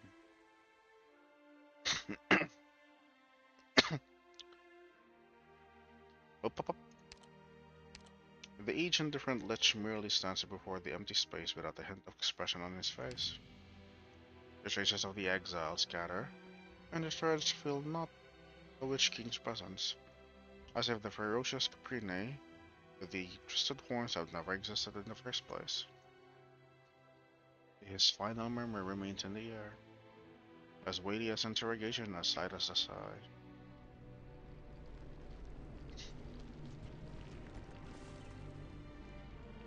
She doesn't know when it happened, but Arturia finds herself standing before the spire. She listens in a daze. There is no one able to answer her question, and the sighs are silenced. For your parting words and your answer. Henceforth, Leitonian will never again have a Witch King. So this is where you were, Arturia. Rodrigo. Rodrigo looks up and sees the gigantic black spire gradually lose its shape and color before his eyes, as its faded originium clusters dissipate into vestiges. Even the Witch King, known far and wide as history's most powerful soul, was unable to resist its inevitable demise. Breeze. Rodrigo lifts his gun. Nathaniel's twin empresses have already intervened directly, and the overall impact of this case has far exceeded the initial risk assessment of the mission. Once this has concluded, I will contact Pope Evangelista Levant as soon as possible. Till then, your freedom will be restricted until we can return to Laterana. No. Federica has heard her answer. The distant relative he knows all too well does not engage in her usual meaningless push and pull of emotional logic and kinship. She simply recruits warily and walks towards him. You can pull the trigger now, Fred. At this very moment in the chaos known as Kagareth, you're the only one before my eyes, and there is no one I can perform for. I have lost my music, I won't run, and I can't play any games either. There are holes in your logic, Arturia. Arturia walks straight past him as if she did not hear him at all.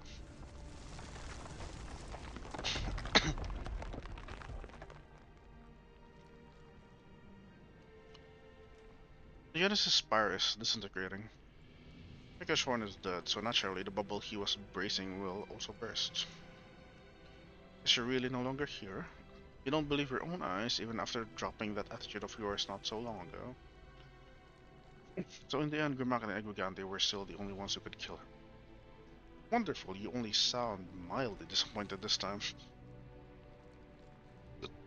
One day you'll look back on today and realize with even more clarity just how fortunate you were to turn away from the fate that lay. Something dangles down from Vermont's robe.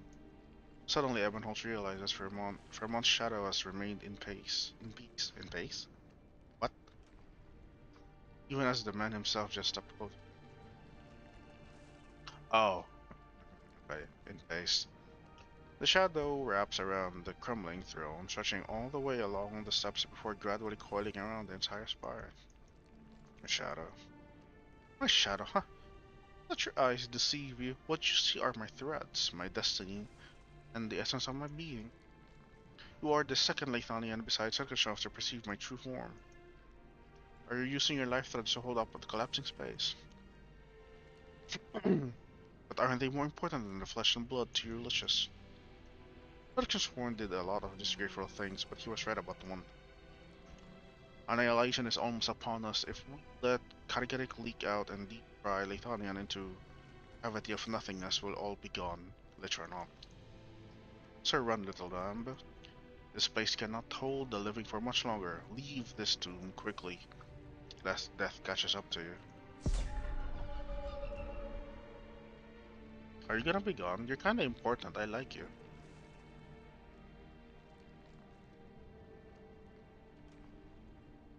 Fate of Black instantly split into countless threads.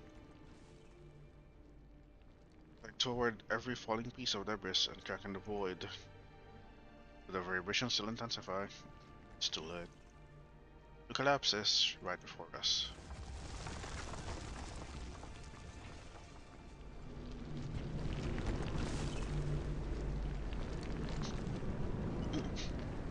Can it rain in this space too? Ah, these are Framon's threads. He's always kept himself so neat and tidy. Unlike other liches, I've never seen him grow so many threads. The Genesis horn can no longer support this place. We need to return to reality before this place falls completely apart. No need to find out our way first. A brilliant ray of art. And Mrs. voice Viviana Drosse, I should have fought alongside your majesties. Please forgive me for my tardiness. To you. Viviana, your light is somewhat brighter than before. That's because I saw true darkness. I was just walking along an endless spiral staircase witnessing the collapse of one possible reality after another, and was almost swallowed by the chaos. After that, at some point I caught a glimpse into the darkness, and I haven't the slightest idea what I saw. Perhaps it was the deepest of dreads, the largest of voids, complete disarray, and a calamity we cannot comprehend. They lay dormant within the chaos, and I felt their gaze upon me. Remarks Ergrande. Wow. The enemy is advancing like a blitz. They are about to invade everything known to us.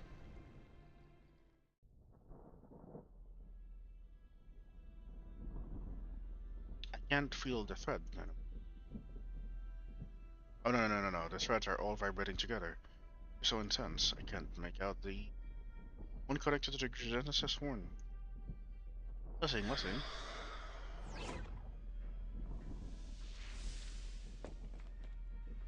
Pro Ermengander. Our mayor is over here. You shouldn't have. I'm not dead yet. Phew, my threads are a mess, so it's hard to sense you even at this distance. And the professor, we were still connected earlier. The other liches and I were pulling on reality from our side, while he was doing the same for the Genesis horn from this end. It wasn't easy, but we managed to achieve a balance. But things are looking bad now, it's all gone wrong. They're no longer making any noise. Nine, it's not just the dead. Music, it stopped. The Witch King, the Twin Empresses, Stromland. The whole theater has fallen silent. Every piece of music, every sound has vanished. But as if someone had used the largest scale silencing arts ever cast. Those who lost control of themselves in the chaotic noise have now lost their surface level agitation. Pain, anger, and other intense emotions fade from the faces, replaced by a deeper. But this dread does not last for long. Instead, it expands into a blank space at its peak. Something seeps out of the void. Please show us. Something that's eroding and annihilating everything. Order collapses, chaos wishes to tarry but cannot. The calamity within the void, the vacuum that corrodes all of existence. Thus, its eyes have noticed us. No wonder Earthers couldn't stabilize the space on both sides. What's coming for us? It would be nice if our enemies were tangible. Okay, no, this is different then. The scariest part is that they might not even appear. Kargarik gets its name from its emptiness. It's just a void. A place with nothing at all. Conversely, invading our reality, what do you summon? We need to get the old man and the others out right away, then figure out a way to block the passage. Ermengarde, can you and the old man still hear each other? Cutting it close in all this mess, I'll need time to find out the end of the right. Thread connecting our two sides, but they'll never get out without it. If they fail, Grimach failed. That's impossible. Get back here, think about what's concerning you most. We should have given you a final order. If it doesn't come back, if time runs out and your South Watcher don't receive a new order, I see their last resort will be to annihilate Zwillingstürme. For once, I agree with her choice. It's one thing if we all die here, but we mustn't let Leithania and everyone else outside the country die with us. We do not just move now. The people inside haven't given up. Let's hold on just a bit longer. Ermengarde, does this not count as a thread between the two sides? They'll have to. I'm trying my best. And if the connection stabilizes, the professor and I might be able to focus on the arts cast on the knot to stabilize the passage. Counting on you, Ebenholz. I can feel Leslie and the others. Close. And you think that's a good thing? Kargarik and reality are once again drawing near like two bubbles stacked on top of one another. No more like a bubble balanced up on the tip of a needle. Even the slightest bit closer and the bubble will burst. If I pull on the knot and move further away, will you and Ermengarde be able to stabilize the passage?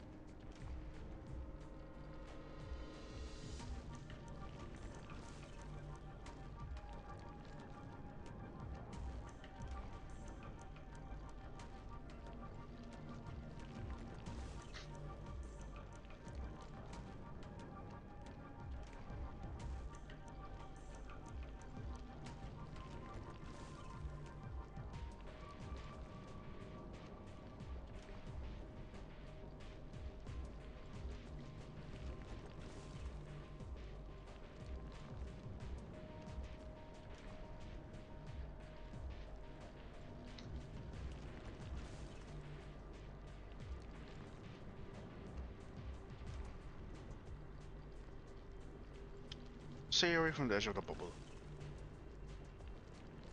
What in the fuck? Shared little lamb, you're going to get yourself caught in the void. The knot trembles in his hand.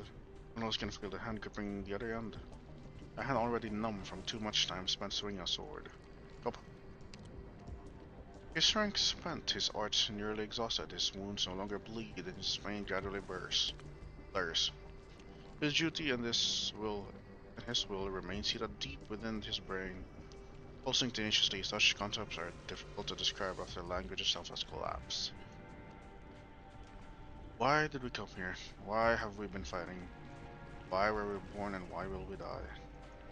The void greets him. There's no path either forward or out. Only nothingness to meet.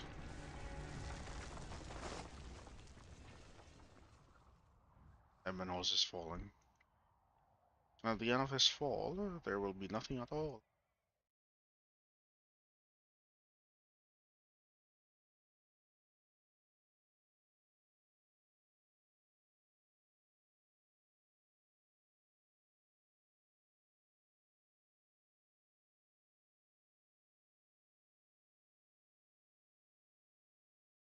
No, there's something there.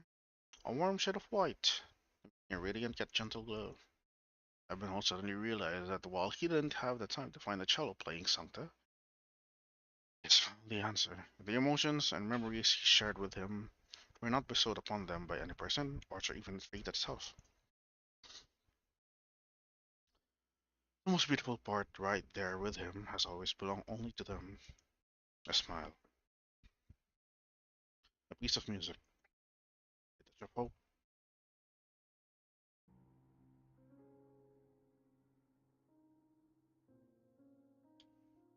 Fate will always be snatching things away from us, but fortunately I still retain the ability to love and hate.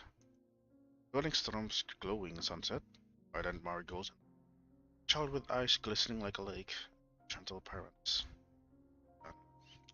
I love the scenery and the people I cannot see. They illuminate me, dispelling the darkness obscuring the eyes of many others. I also hate it. I hate how brief the flowering season is, and the formless will is constricting everything I love. My child, your brows have been knitted ever since you returned to Lithuania. You ask me, where is the new order? Can you guarantee it will be better than yesterday or today? There is no way I can answer you, so I just decide to do as I have. Love means responsibility, and hate will likewise attract even more. Must take responsibility for the things you have changed and have yet to change. My child, my friend, if you love, if you hate, then you will bear far more than you can imagine.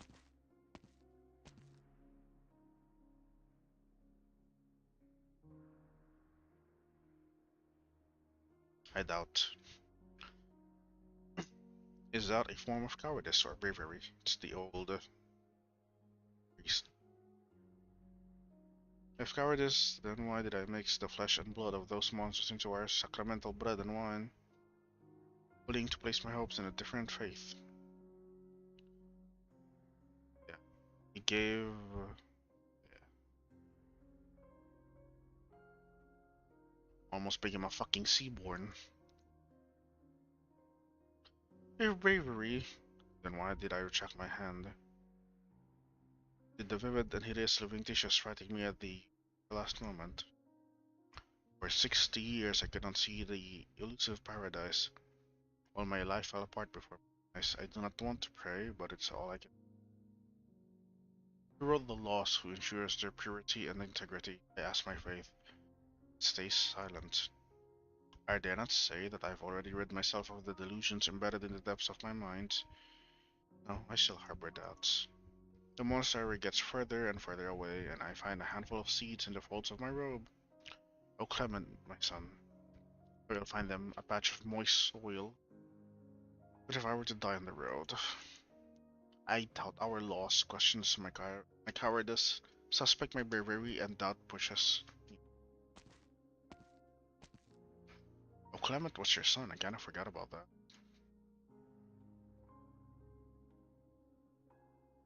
Honestly, I hate alcohol, but suddenly I found myself unable to live without it.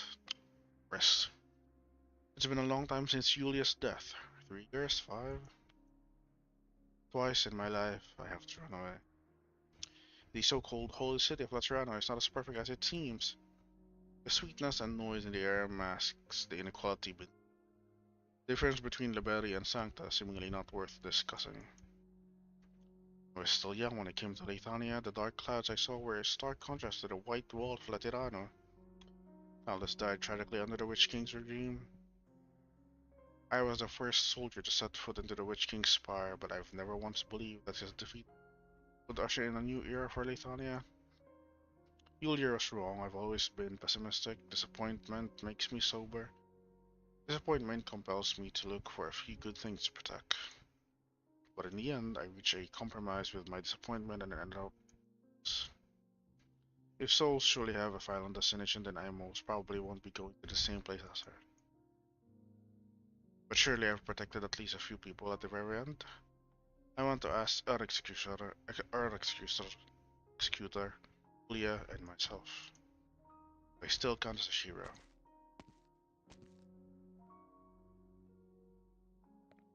Rodrigo does believe. Am I walking? I've never seemed to stop. But where am I going? Hello. I seem to be walking along a sandy shore. A sticky beach. A strange creature from the ocean actually reverberated in my strings. It has the dullest inner voice I've ever heard, and I couldn't obtain any answers. The wave pushed me away from the beach. It was 20 then. I was 20 then.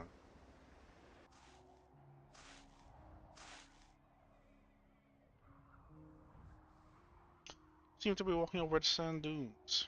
Soft grains of sand. Opposite me is a warrior known as the Diadan, as old as the Golden Gates.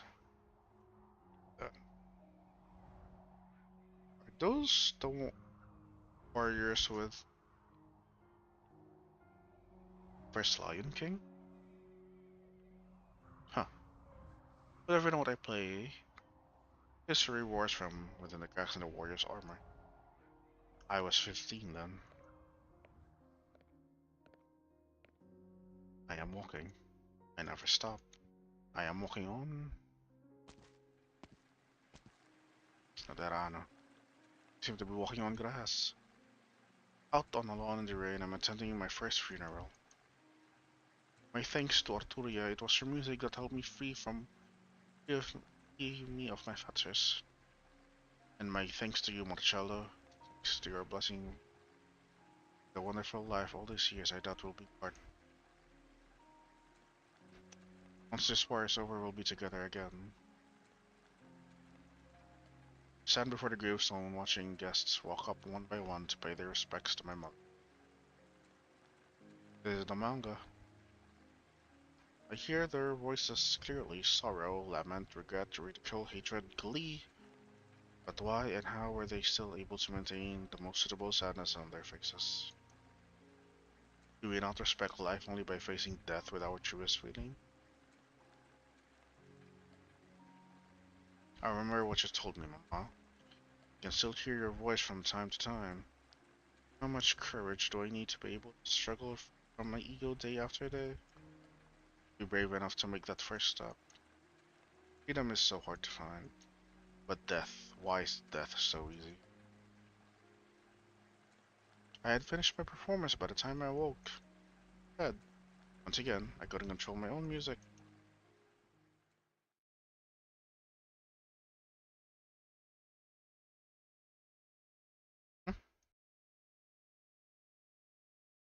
Arturo, you revere death so much. Also, King, how are you alive? Death erases one's existence so easily and puts all emotions to rest. The melodies of those who face the truth and inevitably inevitably, their deaths leave you impressed. But more often they leave you fearing, hating, doubting, but you are silent. How much more do you need to perform as your wanderer endlessly about? How long before you finally reach that future? How many more blank pieces do you need to compose for yourself? Even silence will be played, and every composition must have its conclusion.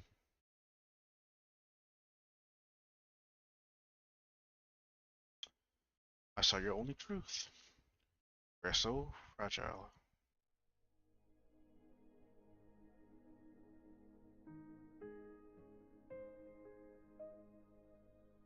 Arturia opens her eyes. She seems to have walked for a long time. Time is like a river, and people travel along with the flow, but why is she, step by step, trudging back the way she came? She feels she has become a broken vessel. And then river, affection, intense hatred, tremendous courage, and unreconcilable despair and remorse she has experienced through thousands of people. They drain from her, drop by drop, until she is left with only her empty self. She finds herself outside Kargerik in a plaza surrounded by a crowd. Emotionless faces walk past her, and she stands there in a daze, mirroring the same expression as everyone else. Victoria looks up, lifting her, one she never left.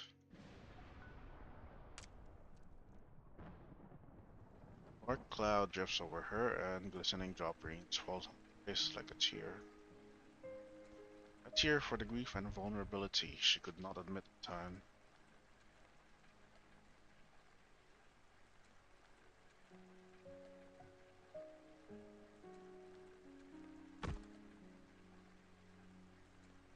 Martha, my love, you were the one who lifted me up from my darkest days, inspiring me. Now I can only live with thoughts of you. Should I go looking for you, even if our fathers disagree? Must at least know that my love for you has never wavered, not in the slightest. Martha, my love, you were the one who lifted me.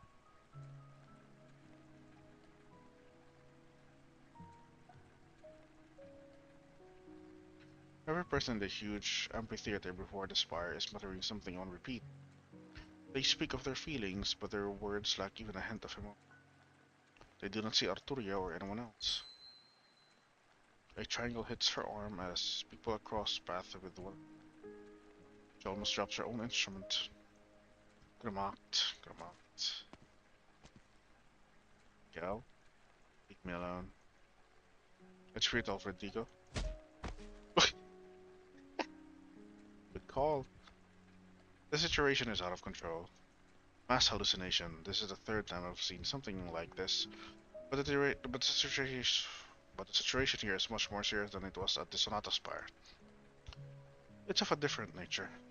The Genesis Horn has crumbled after the Witch King's demise, and Kargerik is about to collapse into reality. It's not a simple hallucination either, but rather they are unable to resist the onslaught of chaos. And their various profound emotions are leaving them. What you're hearing from them now is the only emotion they have left, and they're intense. What are you doing, Arturia? The Golden Gesats, the law, morality, exemplary aesthetics, the order cannot help them resist the all race of chaos. Everyone in the plaza will turn into an empty shell of themselves, one by one, as they lose their very last scrap of him. We need to bring them back to their senses. You alone are special here, Federico. For most, how can there be skill without emotion? Only with emotion and emotions alone can people preserve their ego. These people are blank, as you say, and you still have planned to play their tunes? No, this time my performance is about me.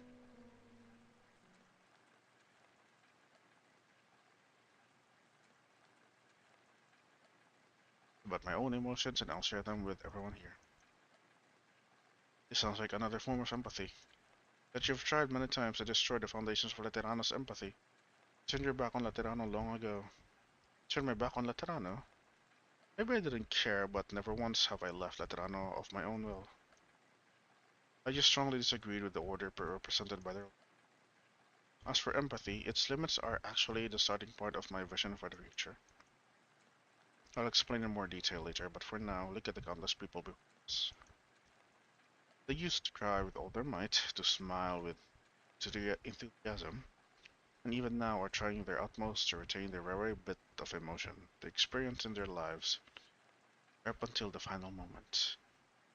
Even if they can no longer realize it themselves. Be it the Witch King or Yulia, everyone is equally great and praiseworthy.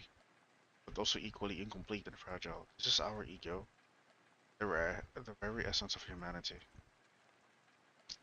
We must become strong, but we must also leave room for our eradicable fragility.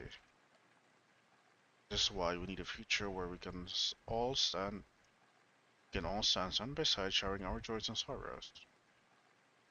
I am perceiving myself, Rodrigo. At this very moment, I can only give hope to others if I harbor hope myself, and likewise with love. I want to use this tiny shred of ego to connect every sorrow and joy.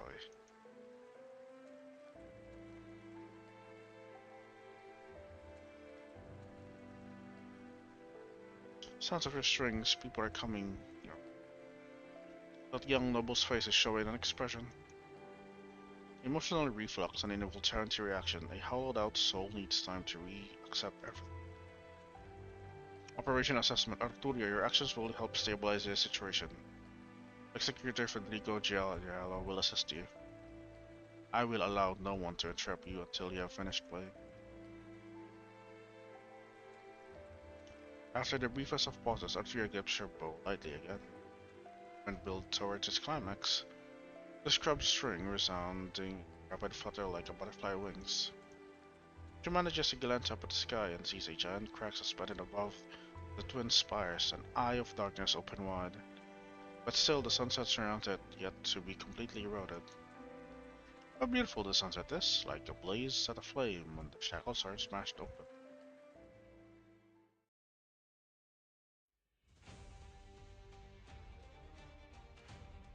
That sound, the Sanctus performing, the knots moving again against its ebon holes, Ermengarde, on it. Threads flying to the clouds from the Lich King's flaring robes. The wind traversed the sky again, and the frozen clouds resumed their drifting. A mildly intense vibration follows right after, like slight turbulence when a train enters a station. Passage is stable. As long as you stay awake, they'll be out in no time. Y'all wake up.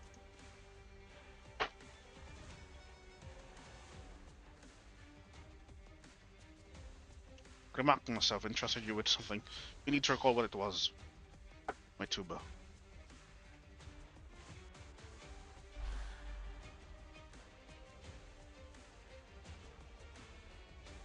Hold your instrument properly.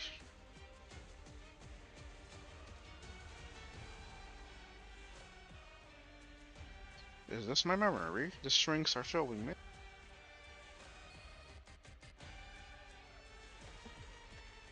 The tuba's heavy and you're tired, correct? Then say it. Then say it.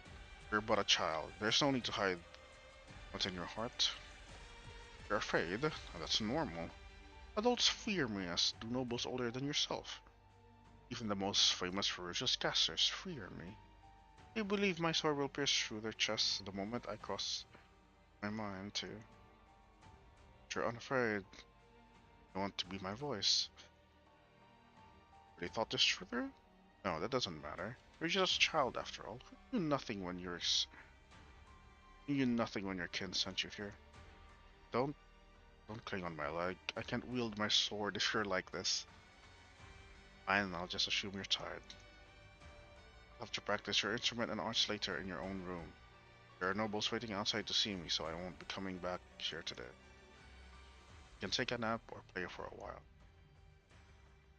If you still want to be an Empress's voice, you can discuss it again when you're able to carry a tuba. Also, don't think that you have to become just because there's what the Lupicarn expects of you. We cannot choose where we are born, but we should at least be able to choose when we turn around. Our responsibility should not be forced on us by others. You have the right to play the horn I gave you when you've thought it through on your own, and decided on what you want to stand here as. Play my tuba, I have to tell the Sats Watcher everyone's safe. I won't disappoint you.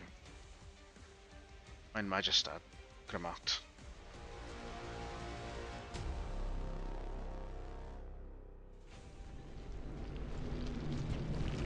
Fine work, Miguel. Cello, it sounds so clear. Is Fragiella helping us? No, not just us, she's helping everyone else. At the very least, we still have our souls for the moment.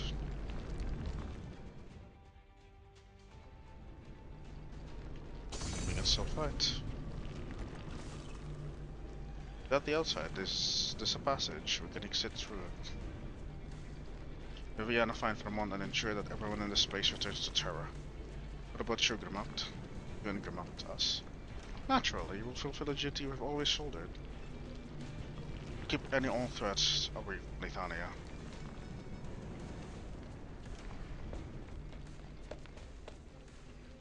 Finally, just the two of us now. Final melody has already sounded. Here's a lot. Your shield will cover the Twin Tower and everyone under the spires. And your sword.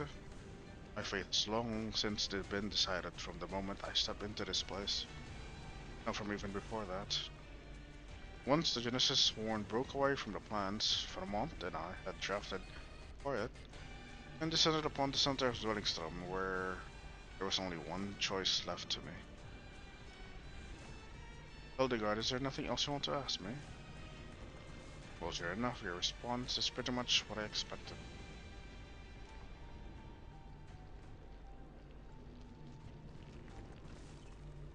Darkness rushes in, filling up the tiny crack that should not exist. I see, so this is why she's gone.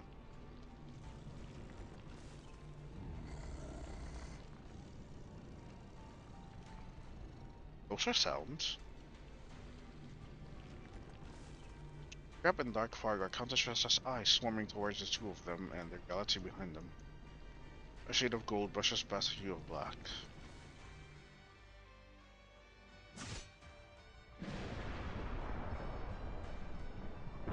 Redken's Sworn built a spire here, establishing order amidst chaos.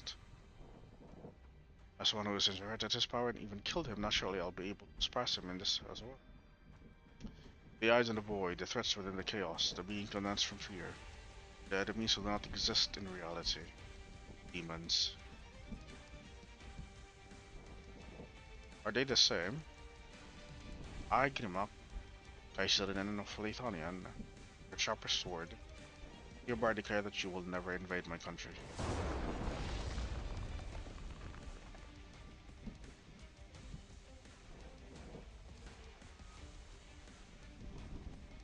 A radiant blaze blossoms from Grimaut's sword. Fragment of the Genesis spire scattered in the void reunite under the command of her arts, erecting a new spire. The monument stands between Targetic and reality, blocking the eyes in the dark form preying in all living existence. The twin spires in reality, the people beneath them and the clouds above all blend into one under her light, becoming a blurry, warm ripple gradually away from her. Wait.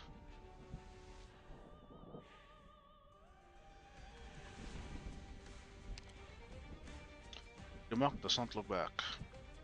Her arts, her sword, and her body have all become one with the pitch black monument.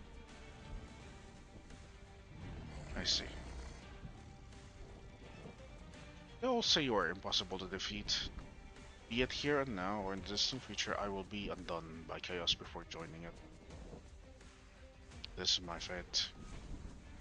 But it is absolutely not the fate of Lithanian and her people.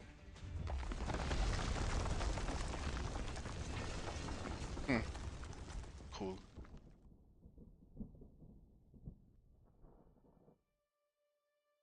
Also very, very cool. Fuck. They're so cool. Sunset, that's back. And so beautiful. Huh? Something fall from the sky. That's...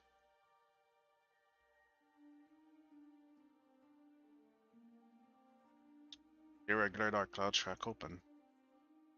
Clearly visible hue of gold shines through the grim sky, gracefully caressing everyone's face with its light. The Ethanians people wake up from the dystopian nightmare and are immediately greeted by the dazzling clouds of rosy gold descending between the twin spires. No one knows who started it, but the people involuntarily begin to play their instruments in their hands. It is no longer the Golden Gazette or any other familiar classical piece. Brand new melody of accompanying the multicolored radiance of Originium arts echoes the excitement in everyone's heart, flowing spontaneously under the rose cloud. Did you see that, Federico? The Ethonian's new hero, the birth of a new god. The one who killed Hergenstern for the second time, neutralized the Lethanian's calamity, and brought hope and vitality back to the people of this great land. Lethanian's sole Kaiserin, Brigande, the Eternal Grace. She will replace the Genesis Spire completely and become the sovereign of Lethania's skies, more splendid than the gold of the sunset itself. Gold der Zwillingstürme. People are ecstatic and her wish is fulfilled. But this newborn guard, she sheds a tear. The brilliance of her golden radiance snatches away everyone's attention, leaving she rolling off her face to remain in darkness for eternity.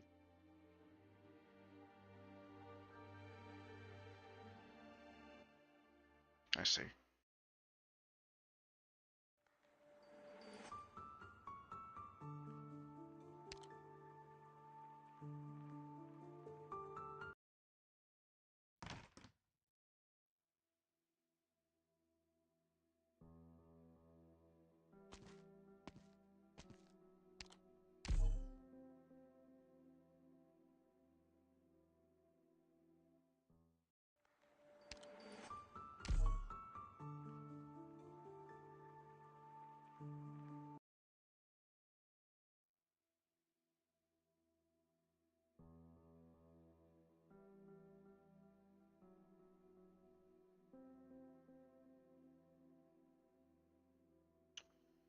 We're hurt. Am I? The new art teacher is so scary, maybe I got abused by him during training earlier. It hurts. Does it? It's nothing. The arts in our bodies will heal our wounds in no time. Why are you crying, Hildegard? Haven't you been injured far worse than this before?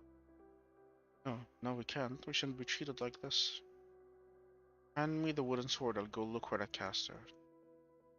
I'll go find the Paul and everyone who treats us like creations instead of recognizing us as people. What are you going to do after that? Resist. Why not even achieve anything?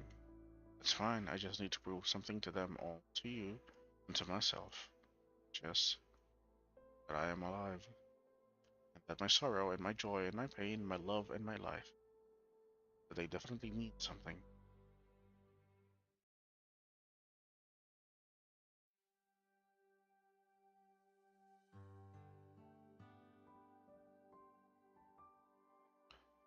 It's beautiful just like it always has been. It's getting colder lately. Autumn will be over in a month or two, but Zwillingstürme doesn't tend to see any snow, so the sunset won't wait. This is surreal. You're definitely not the type to soliloquize while appreciating the view. What I'm trying to say is that there are no longer any traces of unrest.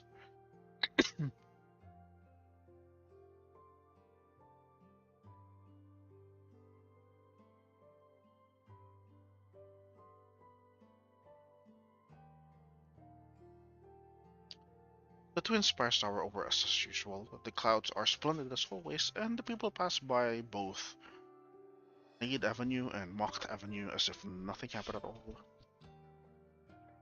Now something has changed, we can ignore that. How are your injuries?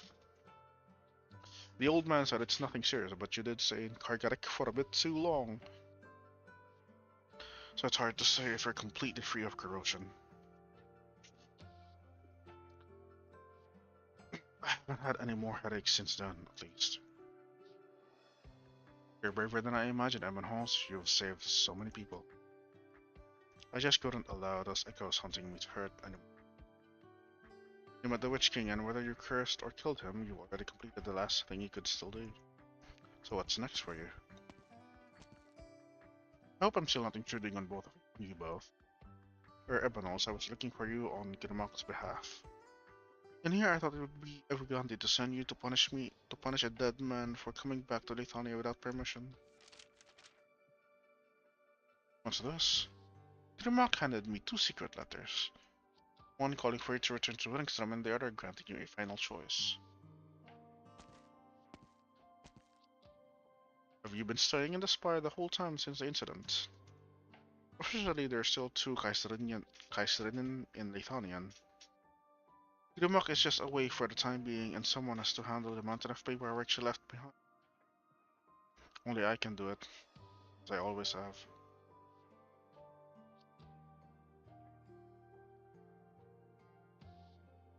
I just misclicked and minimized everything. Cool. You're selling that? Lithuanian might have only one single spire in the future. He came to Zwillingstürme to meet with the Kaiserinnen 7 years ago. I began they didn't like my performance, my caution, or maybe my status as a Pukarn's representative. It was Grimlock who saved me.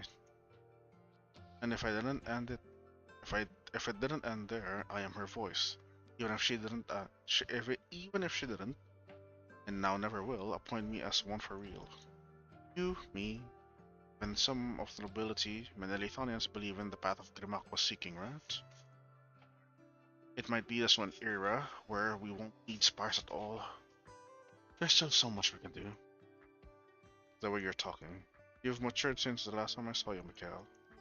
And that's because I'm a growing boy after all. For Ebenholz, I see you're done reading the letters, so I'll take my leave. Whatever your answer is, I hope you'll be happy with it.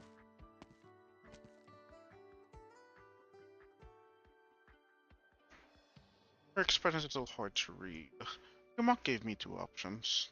I could get another death certificate, not just a Graf Urtica, but also as a Lithuania.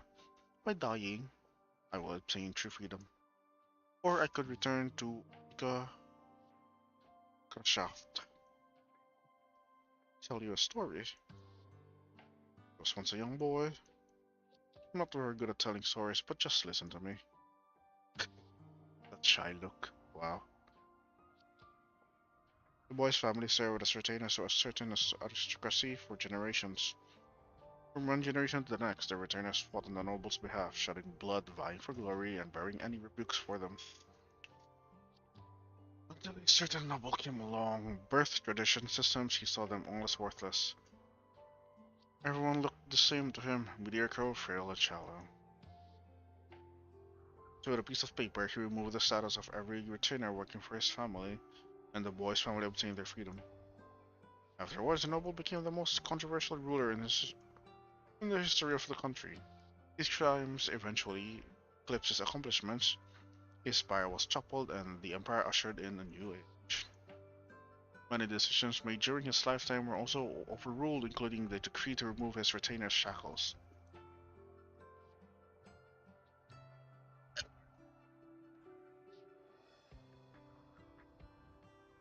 One day, the young boy was told that the deposed king's descendants was granted leniency by this new Kaiser, and had regained his family's territory.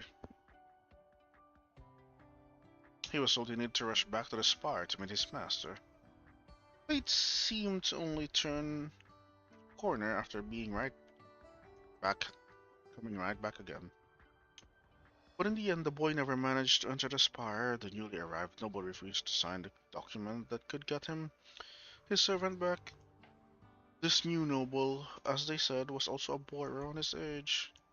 Once again, the boy obtained freedom.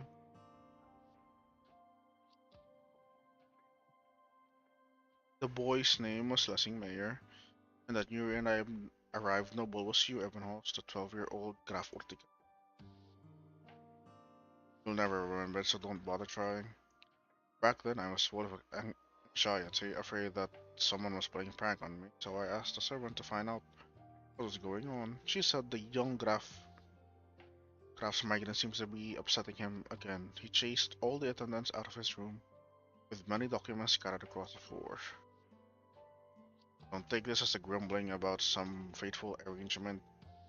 I'm just telling the truth about how one unintentional move from you changed someone else's entire life. You spurned your identity, as well as the regrets and suffering you bore from it. Of course, I'm sure you know better than anyone else how how real your pain was. At the same time, I hope you also know their value. Or how should we regard them?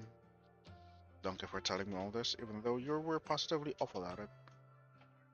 Have I ever mentioned what I experienced back at the Genesis Horn? And didn't think it was worth bringing up, but I suppose I can tell you what I didn't get to tell the Witch King before he vanished in front of my eyes.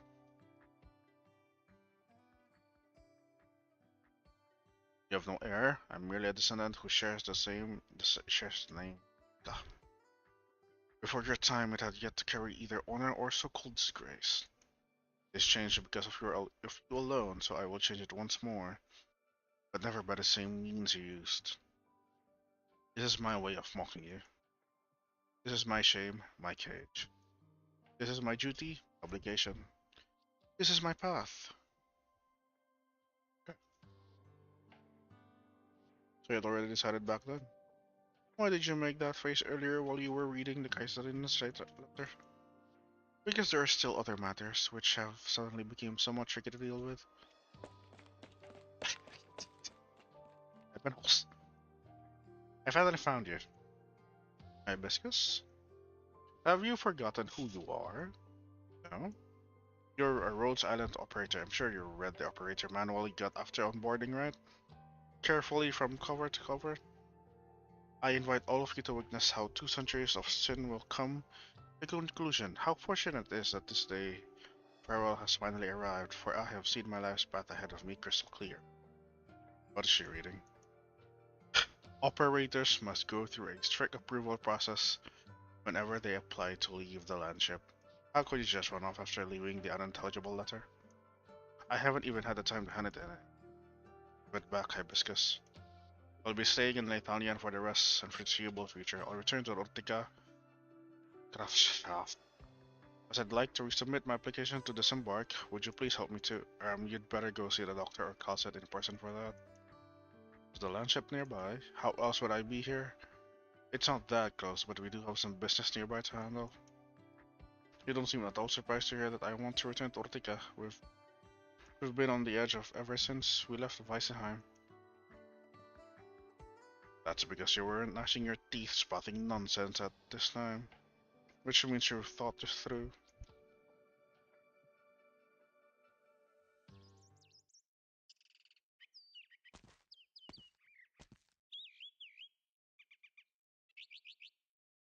Zwillingstürme, Baskov, Back Street. Viviana looked at the courtyard before her. It's not large by any measure, but still well maintained. The low stone steps surrounding the planted vegetation have been removed and enclosed with a very waxy white oak fence, presumably to prevent the holes from chipping over. A small house sits quietly in the center, embraced by the grass. Freshly painted white walls reflect the morning sun, casting the climbing vines in a radiant glow. Come in, Viviana. Made it.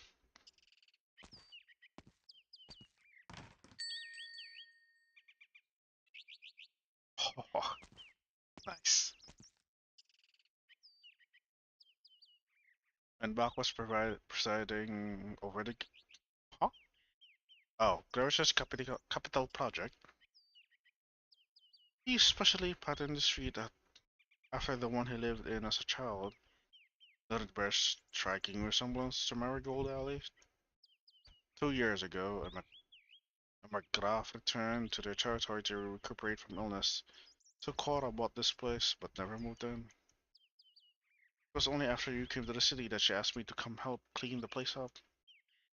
Oh, does it look? It's lovely. Only these vines don't have to be trimmed too much. Let them grow as they please, or they'll look somewhat stiff. Alright. Just no need to hold back your thoughts, Viviana. Reiner, this is the first time I'm seeing your face. It's been so many years. This is the first time I've taken off the Jasat's Watcher mask, shown my true face to anyone else, not since I came to Zwillingstürme. It's my identity, my duty, and my...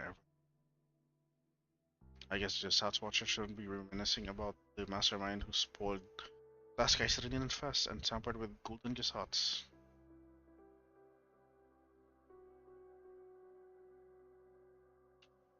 I also need to know your relationship now with Cora.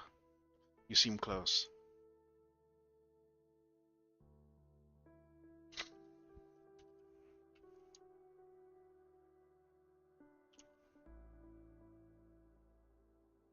Reiner. What happened that day? There's no need to blame yourself, Viviana. Whenever Cora set her heart on something, she would never look back. She could only be dragged on. Her eyes were already glowing when she joined the Orchestra. On Warren's recommendation that year, I promised Warner I'd do my best to help the girl he saved. But I gradually came to discover that she had her own feelings, her own judgments, her own desires. She wanted to help Lucinda, to save Warner, and even to modify the thoughts. She wanted to ensure that the kind-hearted people would never be tormented by their own regrets ever again.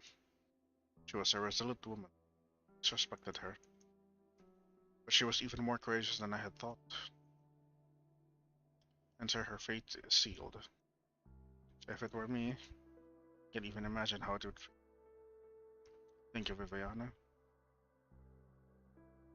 Made your decision. I went to Savargande before coming here and formally declined her offer to become an Empress's voice. As per protocol, new recruits have to enter the spire after the celebration and accept their Majesty's appointment before they can officially assume their positions. But Her Majesty Grimac has just lost her voice, and this year's appointment ceremony has been cancelled, so it's an appropriate time to submit my refusal. Is this what you've decided on? Then I have nothing to say. It's just that, Warner. Brianna, this was the best and last thing he could arrange for you. Don't blame your father, he just lacked the freedom to do otherwise. My father let me and my mother down, but he protected so many others. Korora, in the Witch King's Spire, House Hawkbird, which could have been located at any moment, and the countless people of Stormland forced into difficult positions by a copy of Golden Gesats. From the beginning to end, he was caught up in the vortex of his time. He witnessed, experienced, lost, was powerless to change anything, he do his utmost to fend off the storm. He never left a single line, but regardless, this is a poet's way of writing about himself. Eliana. Glad that you feel the same way, child. Whether sending me to Casimir's or arranging my appointment as an Empress voice, it was never because he thought the paths he chose for me were good. He simply saw me as a child in need of constant protection, a job at which he failed to excel. So I don't blame him. And I presume you won't be returning to Stormland either. In Casimir's, I felt like a stranger. The bright neon lights, the noisy arenas, the prized battles, as well as the glory and honor, they were never part of me. But when I returned to Stormland, to Zwillingstürme, that feeling never went away. To me, Leithania is just a candle and books I had back in those past dark nights. The marigolds in bloom everywhere, they also symbolize parting. I have always been able to make my own choices. People can only truly face their own weaknesses when they have others. Rainer. It's nothing. After Das Kaiserinnen Fest, you said you needed to inform your friends in Casimir's about your experience in Kargarek.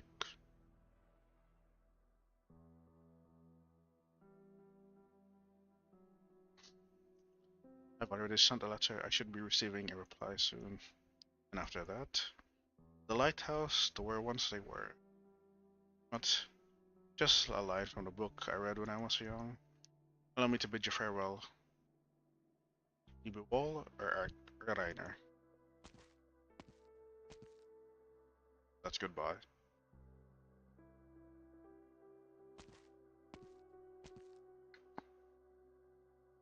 Goodbye, Cora. Goodbye, Zwillingstürme.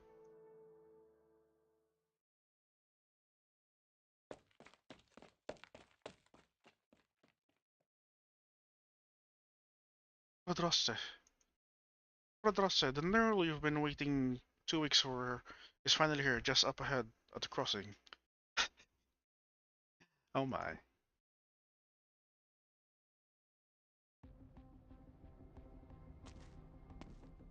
Oh, I see the memes now. Oh, Madam Viviana Jossi, Mr. Milner. The Nair family has received rare correspondence. I just happened to be near Lithuania, so I came as soon as I could. In your letter, you mentioned seeing and even touching a campaign knight sword spear within the Nair family crests. Tell me everything. Holy shit. Okay. So this is the melody of the present moment. What you're hearing are all emotions I'm feeling. It's no different from what I usually hear. The people is willing some love for you, after all. And you love them too. It just never changed. You were there too when I returned to reality from Genesis 1. Perform the melody back then for me, Sancta. It's impossible, huh? I cannot record the moment the tear rolled down your cheek. Did not fall into the depths of your soul to bloom into fruition. And it was merely a drop of water impossible to retain, evaporated by the sun as it fell. See. The year the spire was built, a scholar gave a public lecture at the Lithuanian Academy of Arts. He claimed that people born from arts lacked an innate soul. The very next day, he received a transfer, a promotion normally impossible for him to obtain in his lifetime, becoming the Geisterin's attendant. Unfortunately, he passed just a year later from overworking himself at the depths of the spire, though he left behind a scholarly magnum opus before his death, overthrowing all his previous opinions. Would you like to have a look at it, Sancta? The writing is meteor core, so I did not allow its publication, but the emotions contained within are actually quite interesting. Are you planning to lock me up in your spire too? Who let you in, Sancta? The Gaitanin has not approved your audience. Bring him over. Executive Rodrigo of the Tirano Notarial Hall. I have recently submitted several requests to the Empress's voice for an audience. We're the Lateran Saint. I am here to recover the fugitive Arturia. Your sister has done many things in Lithuania. Former tuner Cora Lewenstein and the mass remnants for the Witch King. Cora? I'm not talking about that. The Ludwig Universitat case concluded long ago. Last case that did go through some incidents, but the final performance was satisfactory. Obviously, I'm sure you've seen the whole thing, or Saint. I hope Aethania's might and magnificence will leave a deep impression on you even after you leave. I might take your statement as such. Lethania is prepared to refuse any procedural communications with the Laterano over Arturia and her criminal offenses. Are you questioning my decision? Speaker hears the sound of swords and floor. There's a sudden looks at the Empress of Lethania. Agrigane stands in the sunset afterglow, her long skirt infused with a warm gold, but behind her lies a long hallway comprised of shadows. He counts dozens of Gisas watchers standing at attention in silence, swords resounding. Federico Giello, don't move just yet. And what is this? An arch device, a Lateran made throne. Oh boy.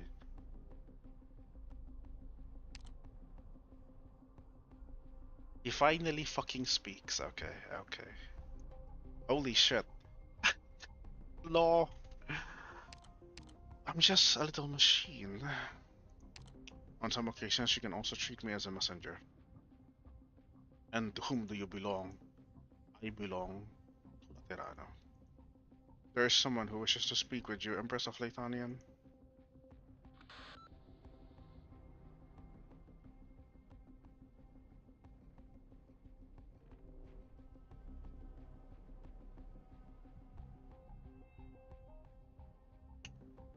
Long time no see, Rigande. Your Holiness.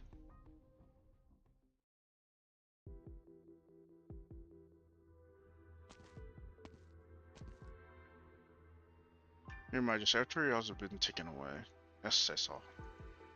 If we wish to keep her here, then we shall not let them leave so easily, even if Evangelista himself were to show up in person. Of course he wouldn't. However, the aging Pope has brought us a message. He said that the disaster is imminent, and when the time comes, Laterana won't be the only nation affected. He hopes for Lithuania and Laterana to cooperate and overcome this crisis together. His usual rhetoric then. Ignacius said something similar. Within the chaos right before the illusory throne he had created for himself, he said hope is already lost and eternity is no more. And then after that, I saw them with my own eyes, the enemy hibernating within the chaos. At one point, they came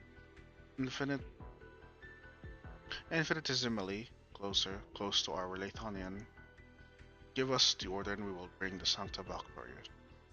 No, not just sir, we will do anything no matter the cost, whatever it takes to find a way to re-enter the chaotic space and bring Grimok back. Hildegard. In the final moment before the Genesis Morn completely disintegrated, I raised my shield, protecting the twin spires, everyone beneath, but not her. What? Run. Watch this sunset form.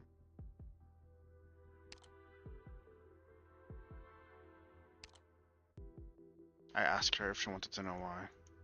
If she wanted to ask why I let everything be, even though I knew it would turn out as it is, or to ask me why I turned my back on her at the very last moment. But she didn't. She didn't even hesitate to do what she normally does, turning to face the enemy head on. As we passed each other, her final words were to wish that I could have this sunset as I wanted. Irmak, we will never forget her sacrifice. Continue the fight for Latonia's future. So you've made your decision too. Yes, Your Majesty. Very good. Nicholas Horn built a spire in that impossible chaos, naming it after the tower that has long since crumbled in reality. He declared that it would stand eternal, and therefore I can achieve the same, I can surpass it even. I will keep this sunset for all eternity. It will bathe Lithanian and everything that will belong to Lithanian in eternal grace.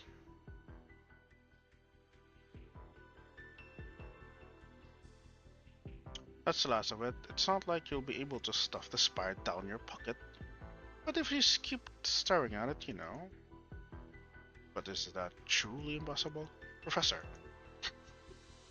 Alright, don't care at me like that. I'll return the statue I got from oh, for the fuck's sake, old man. Measure around classroom's entrance, if it comes down to it. You put that thing...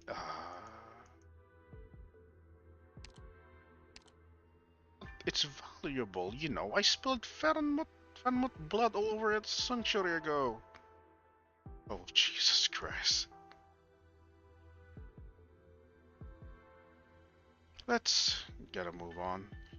The rest of us are going, even if you aren't. Ermengarde, are we really? There's no way a lich can become a Lithanian. Shouldn't you know that better than anyone else? Having been the longest here, the longest. The Sarkas have always wandered this land, and us liches have always been the nomads of our people. We walk the land, collecting, guarding knowledge.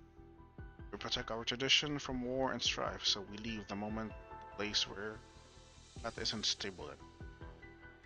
And Lithanians about to undergo some radical changes. Grimok stayed behind the chaos, so there is no one left to hold Agrigande back. Characters sworn, you damn codger. You ought to die 1,000 more deaths for the mess you've left us. You feel like coming back to life again and wipe your own behind? An impossible feat, even if you were to say yes. And if such opportunity did exist, we should leave it to the more sprightly youngsters anyway. Do you mean there's a chance for Grimok to... Have we come up a way to enter Kargerik? Easy now, it won't happen so soon. But Kirkenshorn was right, the time of annihilation is nigh. Where will us liches find our place when the entire land is set by calamity? That's why we shouldn't bother ourselves with all the trouble. Our nomad days shall come to an end. Alright, where to next? Where else? Tell your new friends at Castle that the Lich King's court. No, not the court. Tell them that the keepers of the Temple of Knowledge are preparing to return home.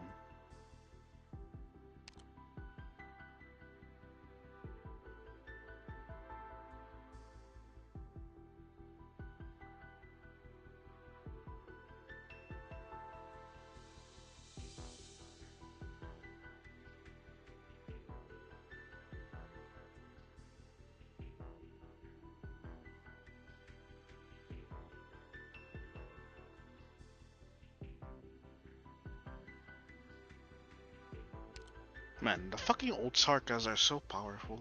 Jesus Christ.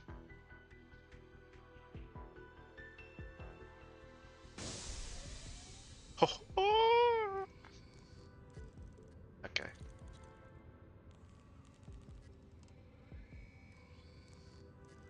The special correspondence with the Uganda is over. I shared Laterana's caution and once again offered my hopes of advancing together with Leithanian. When the time comes, we will further analyze the incident in Zwillingstürme, according to the information brought back by Federico Giallo. It was clearly more than just a revolt instigated by the remnants of the Witch King. Perhaps what happened there was a harbinger of the disaster, much like the warning Laterano received.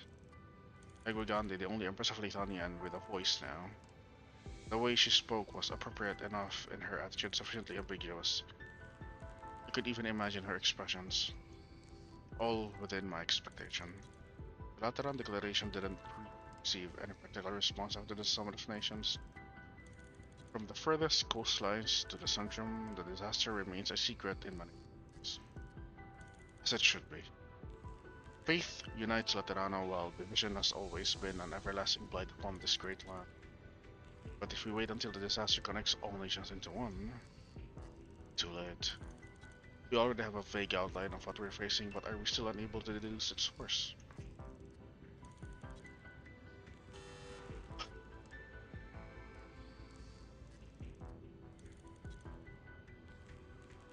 Analysis complete. The threat level at maximum.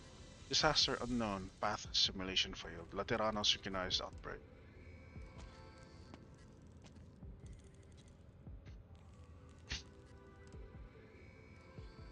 Laterano will accelerate the development of yet more emergency response mechanisms.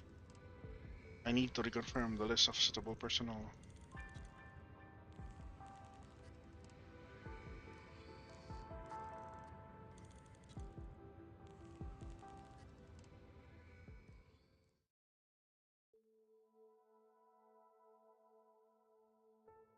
That settles the formalities of the handover. In accordance with the bilateral agreement between Laterano and Leithanian, Empress Voice and I will ensure that Arturia Gela enters Leithania when necessary. The aforementioned agreement has been confirmed. Phew, that's it. I guess this is goodbye for real. Gal, feel free to come find me anytime, whether I'm in Laterano or on Rhodes Island. Huh? This is news, Executor. What's with the human touch in your words today? Human touch? I use this vague decryptor. I just have an intuition. This incident has not yet been fully resolved. To be more precise, what we experienced was just the beginning. Demons. We're here at last, Federico. The Empress let you go, but that does not mean I can immediately take you away. Handover procedure was somewhat more tedious than planned. Fine work, I assume. Heard the Herkenschorn's final words within the chaos. What exactly did he tell you? Get in line, everyone wants to know. No bold scars, which king's remains. Evidently, they're all guessing what exactly his legacy will be. Might, power, knowledge? What do you think, Rodrigo? All I saw was an enormous mass of shadows that didn't exist in reality. Herkenschorn's death 23 years ago is the only fact that matter. No matter how many images he propagated for himself or how many words he spoke, they are all simply echoes of the past. He may have failed to conquer death, but did manage to carve all his emotions into the void itself. His complacency, frustration, loathing, regret, and his expectations. Oh fuck! He said our genesis is also our end, and our abilities are also our incompetence. The invasion of chaos is inevitable. The master of all existence will awaken.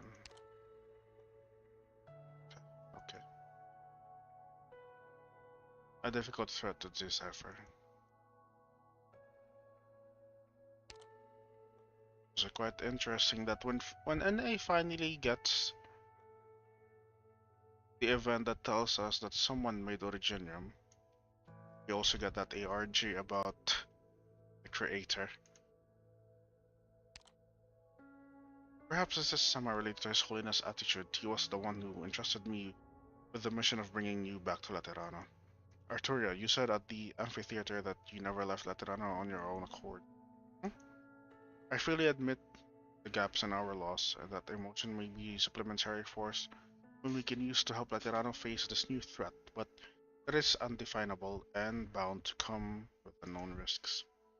Therefore, I will increase my vigilance over you in order to determine the subjective motivations and possibilities subjective consequences of your actions.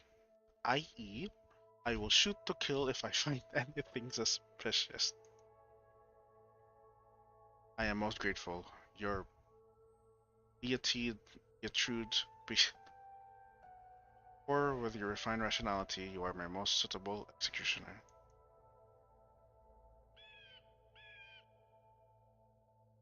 What the fuck are you in Rhode Island, though? Alright, Federico, if you're not in a hurry to start off your next journey, then take a good look at the sunset. This is the moment where Zwillingstürme reveals the pinnacle of its beauty. Such splendor is both fleeting and fragile. Soon night will fall. You still remember the question you once asked me? Catalano seems to stand eternally white and flawlessly shining with an everlasting radiance. So where is the first place to light up when the sun goes down? Back then I promised you that I would bring you to the highest point in Laterano for a look. I know the answer. Huh? I went to the top of the basilica after I met the Pope and I received my sainthood. Once night falls in the city, the streets to the right of the Tower of Revelations will be the first to light up. I even looked into why that is the case. The Lateran Office of Electrical Management has an integrated program for the city's public energy grid. The area I mentioned belongs to the district where the Tower of Revelations is located. Outside, the operator at the management office is left-handed and has a mild case of obsessive-compulsive disorder. He starts from the leftmost switch on the control panel every day. The light starts from the street to the right stations and then through the Imperial Hall of Firearms Workshops in Pagus Michaelian to the Sunset Chapel in Pagus St. Marcel, and then all the way to the Chapel Square. At night, the street lights in Laterano illuminate in order. I should have expected as much. Your answers are as the most rational person I know is also. They also look just as nice as they were. Oh, Arturia.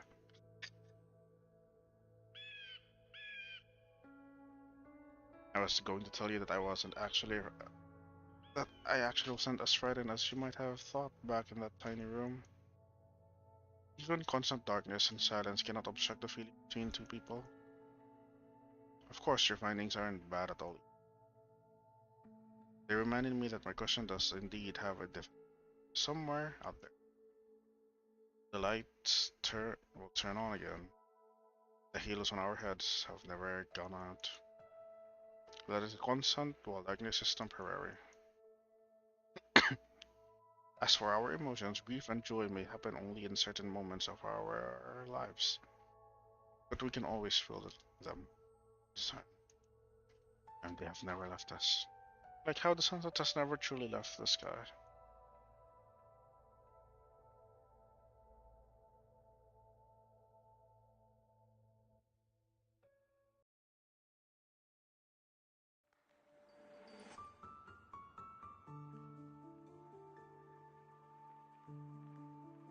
Ah, おはよう、ドクター。well, that's done.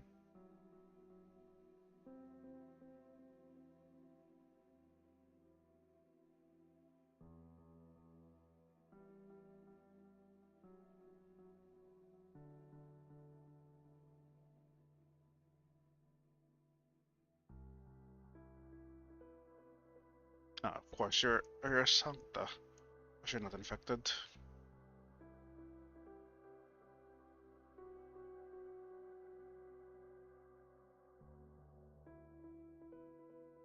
Excuse me?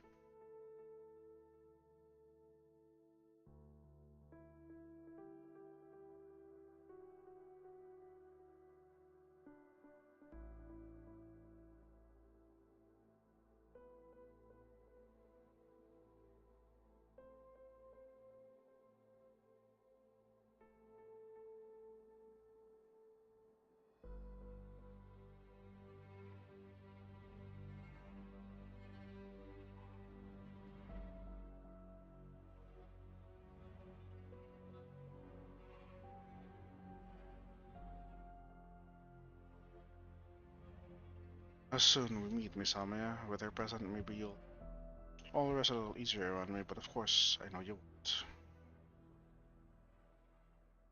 8, 5, 35, 36.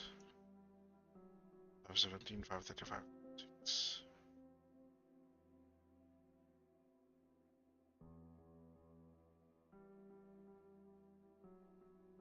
Opinion from the sympathy. If we adopt the theory put forward by Savatirius, considering Virtuosa, said in essence to magnify others' emotions to the point of urging them to take impulsive actions. We already know this. Especially so our falling to the east trap of lumping it with other mental arts are as we categorize them lethally and telepathic perceptual, thus considering it either as a simple illusion mirage-based construct or form of so-called mind control. However, the fact that matter is that Virtuous arts are exceedingly rare, given our as yet insufficient study for her type of original arts. It's no wonder we might have misjudged its effectiveness and hence arrived in erroneous conclusions. Of all investigation reports, 1092 let's run not logs to greatest detail. Yes, sir, was our most interesting. The author Federico generalized Virtuous arts as an empathic expansion. Presumably owing to his utter unfamiliarities, from there we conjecture that something most interesting. Virtuoso's unique arts may well be the result of Sancta empathic abilities acting in concert with telepathic perceptual arts. Based on these hypotheses, we launch a further addition to her arts with the attend multiple conference parties, herself and test subjects. In the course of our research, we carried out both individual and multi-person tests. We have only made a brief summary in this report.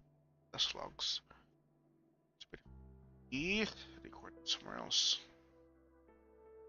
Individual assessment, which was performed music using emotional minds for picked up sick, and the subject's emotional impulse in going range and she was seemingly able to perceive this coinciding range and use arts to bring about some sort of effect. Subjects in the music but affected the gacha as well, i.e. Virtuoso's own emotional impulses. Which is my number.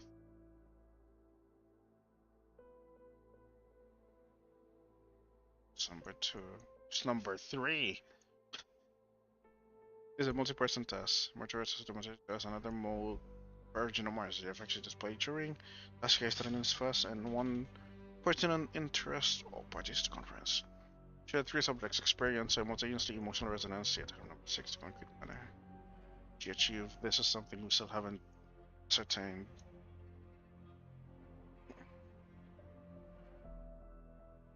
Without personally undergoing it, I fear one could hardly know how Virtuous Arts acts upon her subject.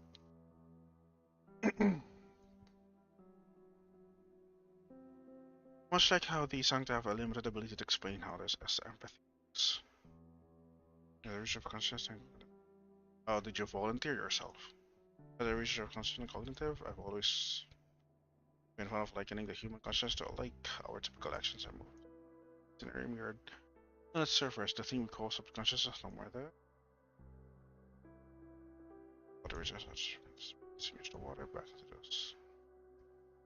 For arts. Outside of the ongoing experiment, Virtuous arts have had me find that merely analyzing the lake is altogether insufficient to describe the breadth of human consciousness, or to account for the grand billows that her music can steer within it. As such, the sea of consciousness may be a more apt. outcome of meeting joint deliberation. There's Lithuania, Rhodes Islands, and Laterano study arts. Oh, welcome you participants. Whatever those arts can work. Alright, unclear. And still estimable risk. Therefore, per agreement, she is to be transferred to Rhodes Island to wait further observation and study. Jerosa will continue to require supervision while at Rhodes Islands. All conduct will be subject to consistent scrutiny. Anything spoken must be logged, and she is forbidden from performing anything without authorization. Possesses describe retrosections through people's innermost and most significant memories, which then arouse some given state of mind, thus forming emotions. However, she cannot, by her own will, alter the memories reawakened in people. She only shows it through things. People hear memories, nor can she show them or put them through emotions or experiences that existed. She cannot make the sad laugh heartily, nor turn the spots merciful. Exhibited by her, and presence awakened, though Virtuous herself has long been aware of this. She has not once attempted to invert another's nature through music, not for her helplessness, but for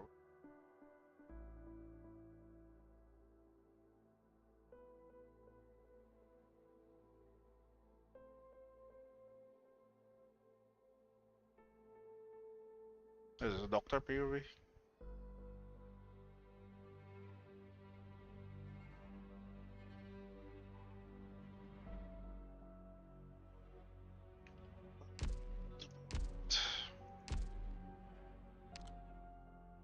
Too bad you're not complete yet.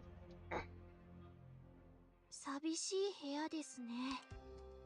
ドクター様はこういう雰囲気が好きなんですか？ Why are you not here? For fuck's sake. Oops.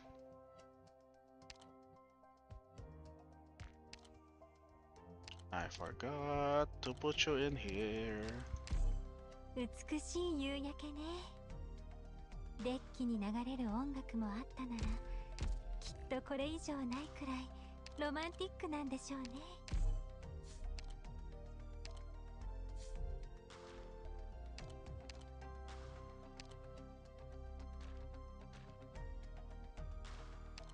Okay, time for IS4, but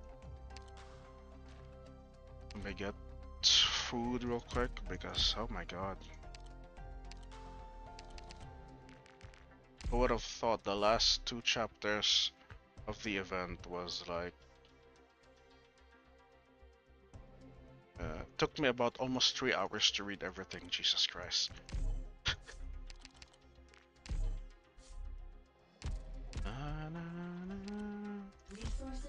No. おはよう、ドクター。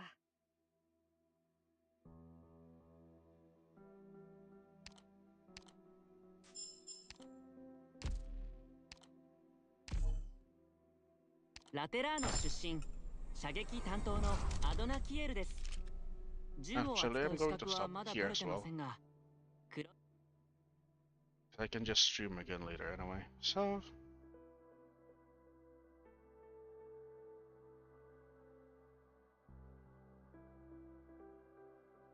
I want to say it's a short stream, but it's been 3 hours anyway. Finally finished the event. It's a story part. I finished it getting the rewards long ago. Till next time.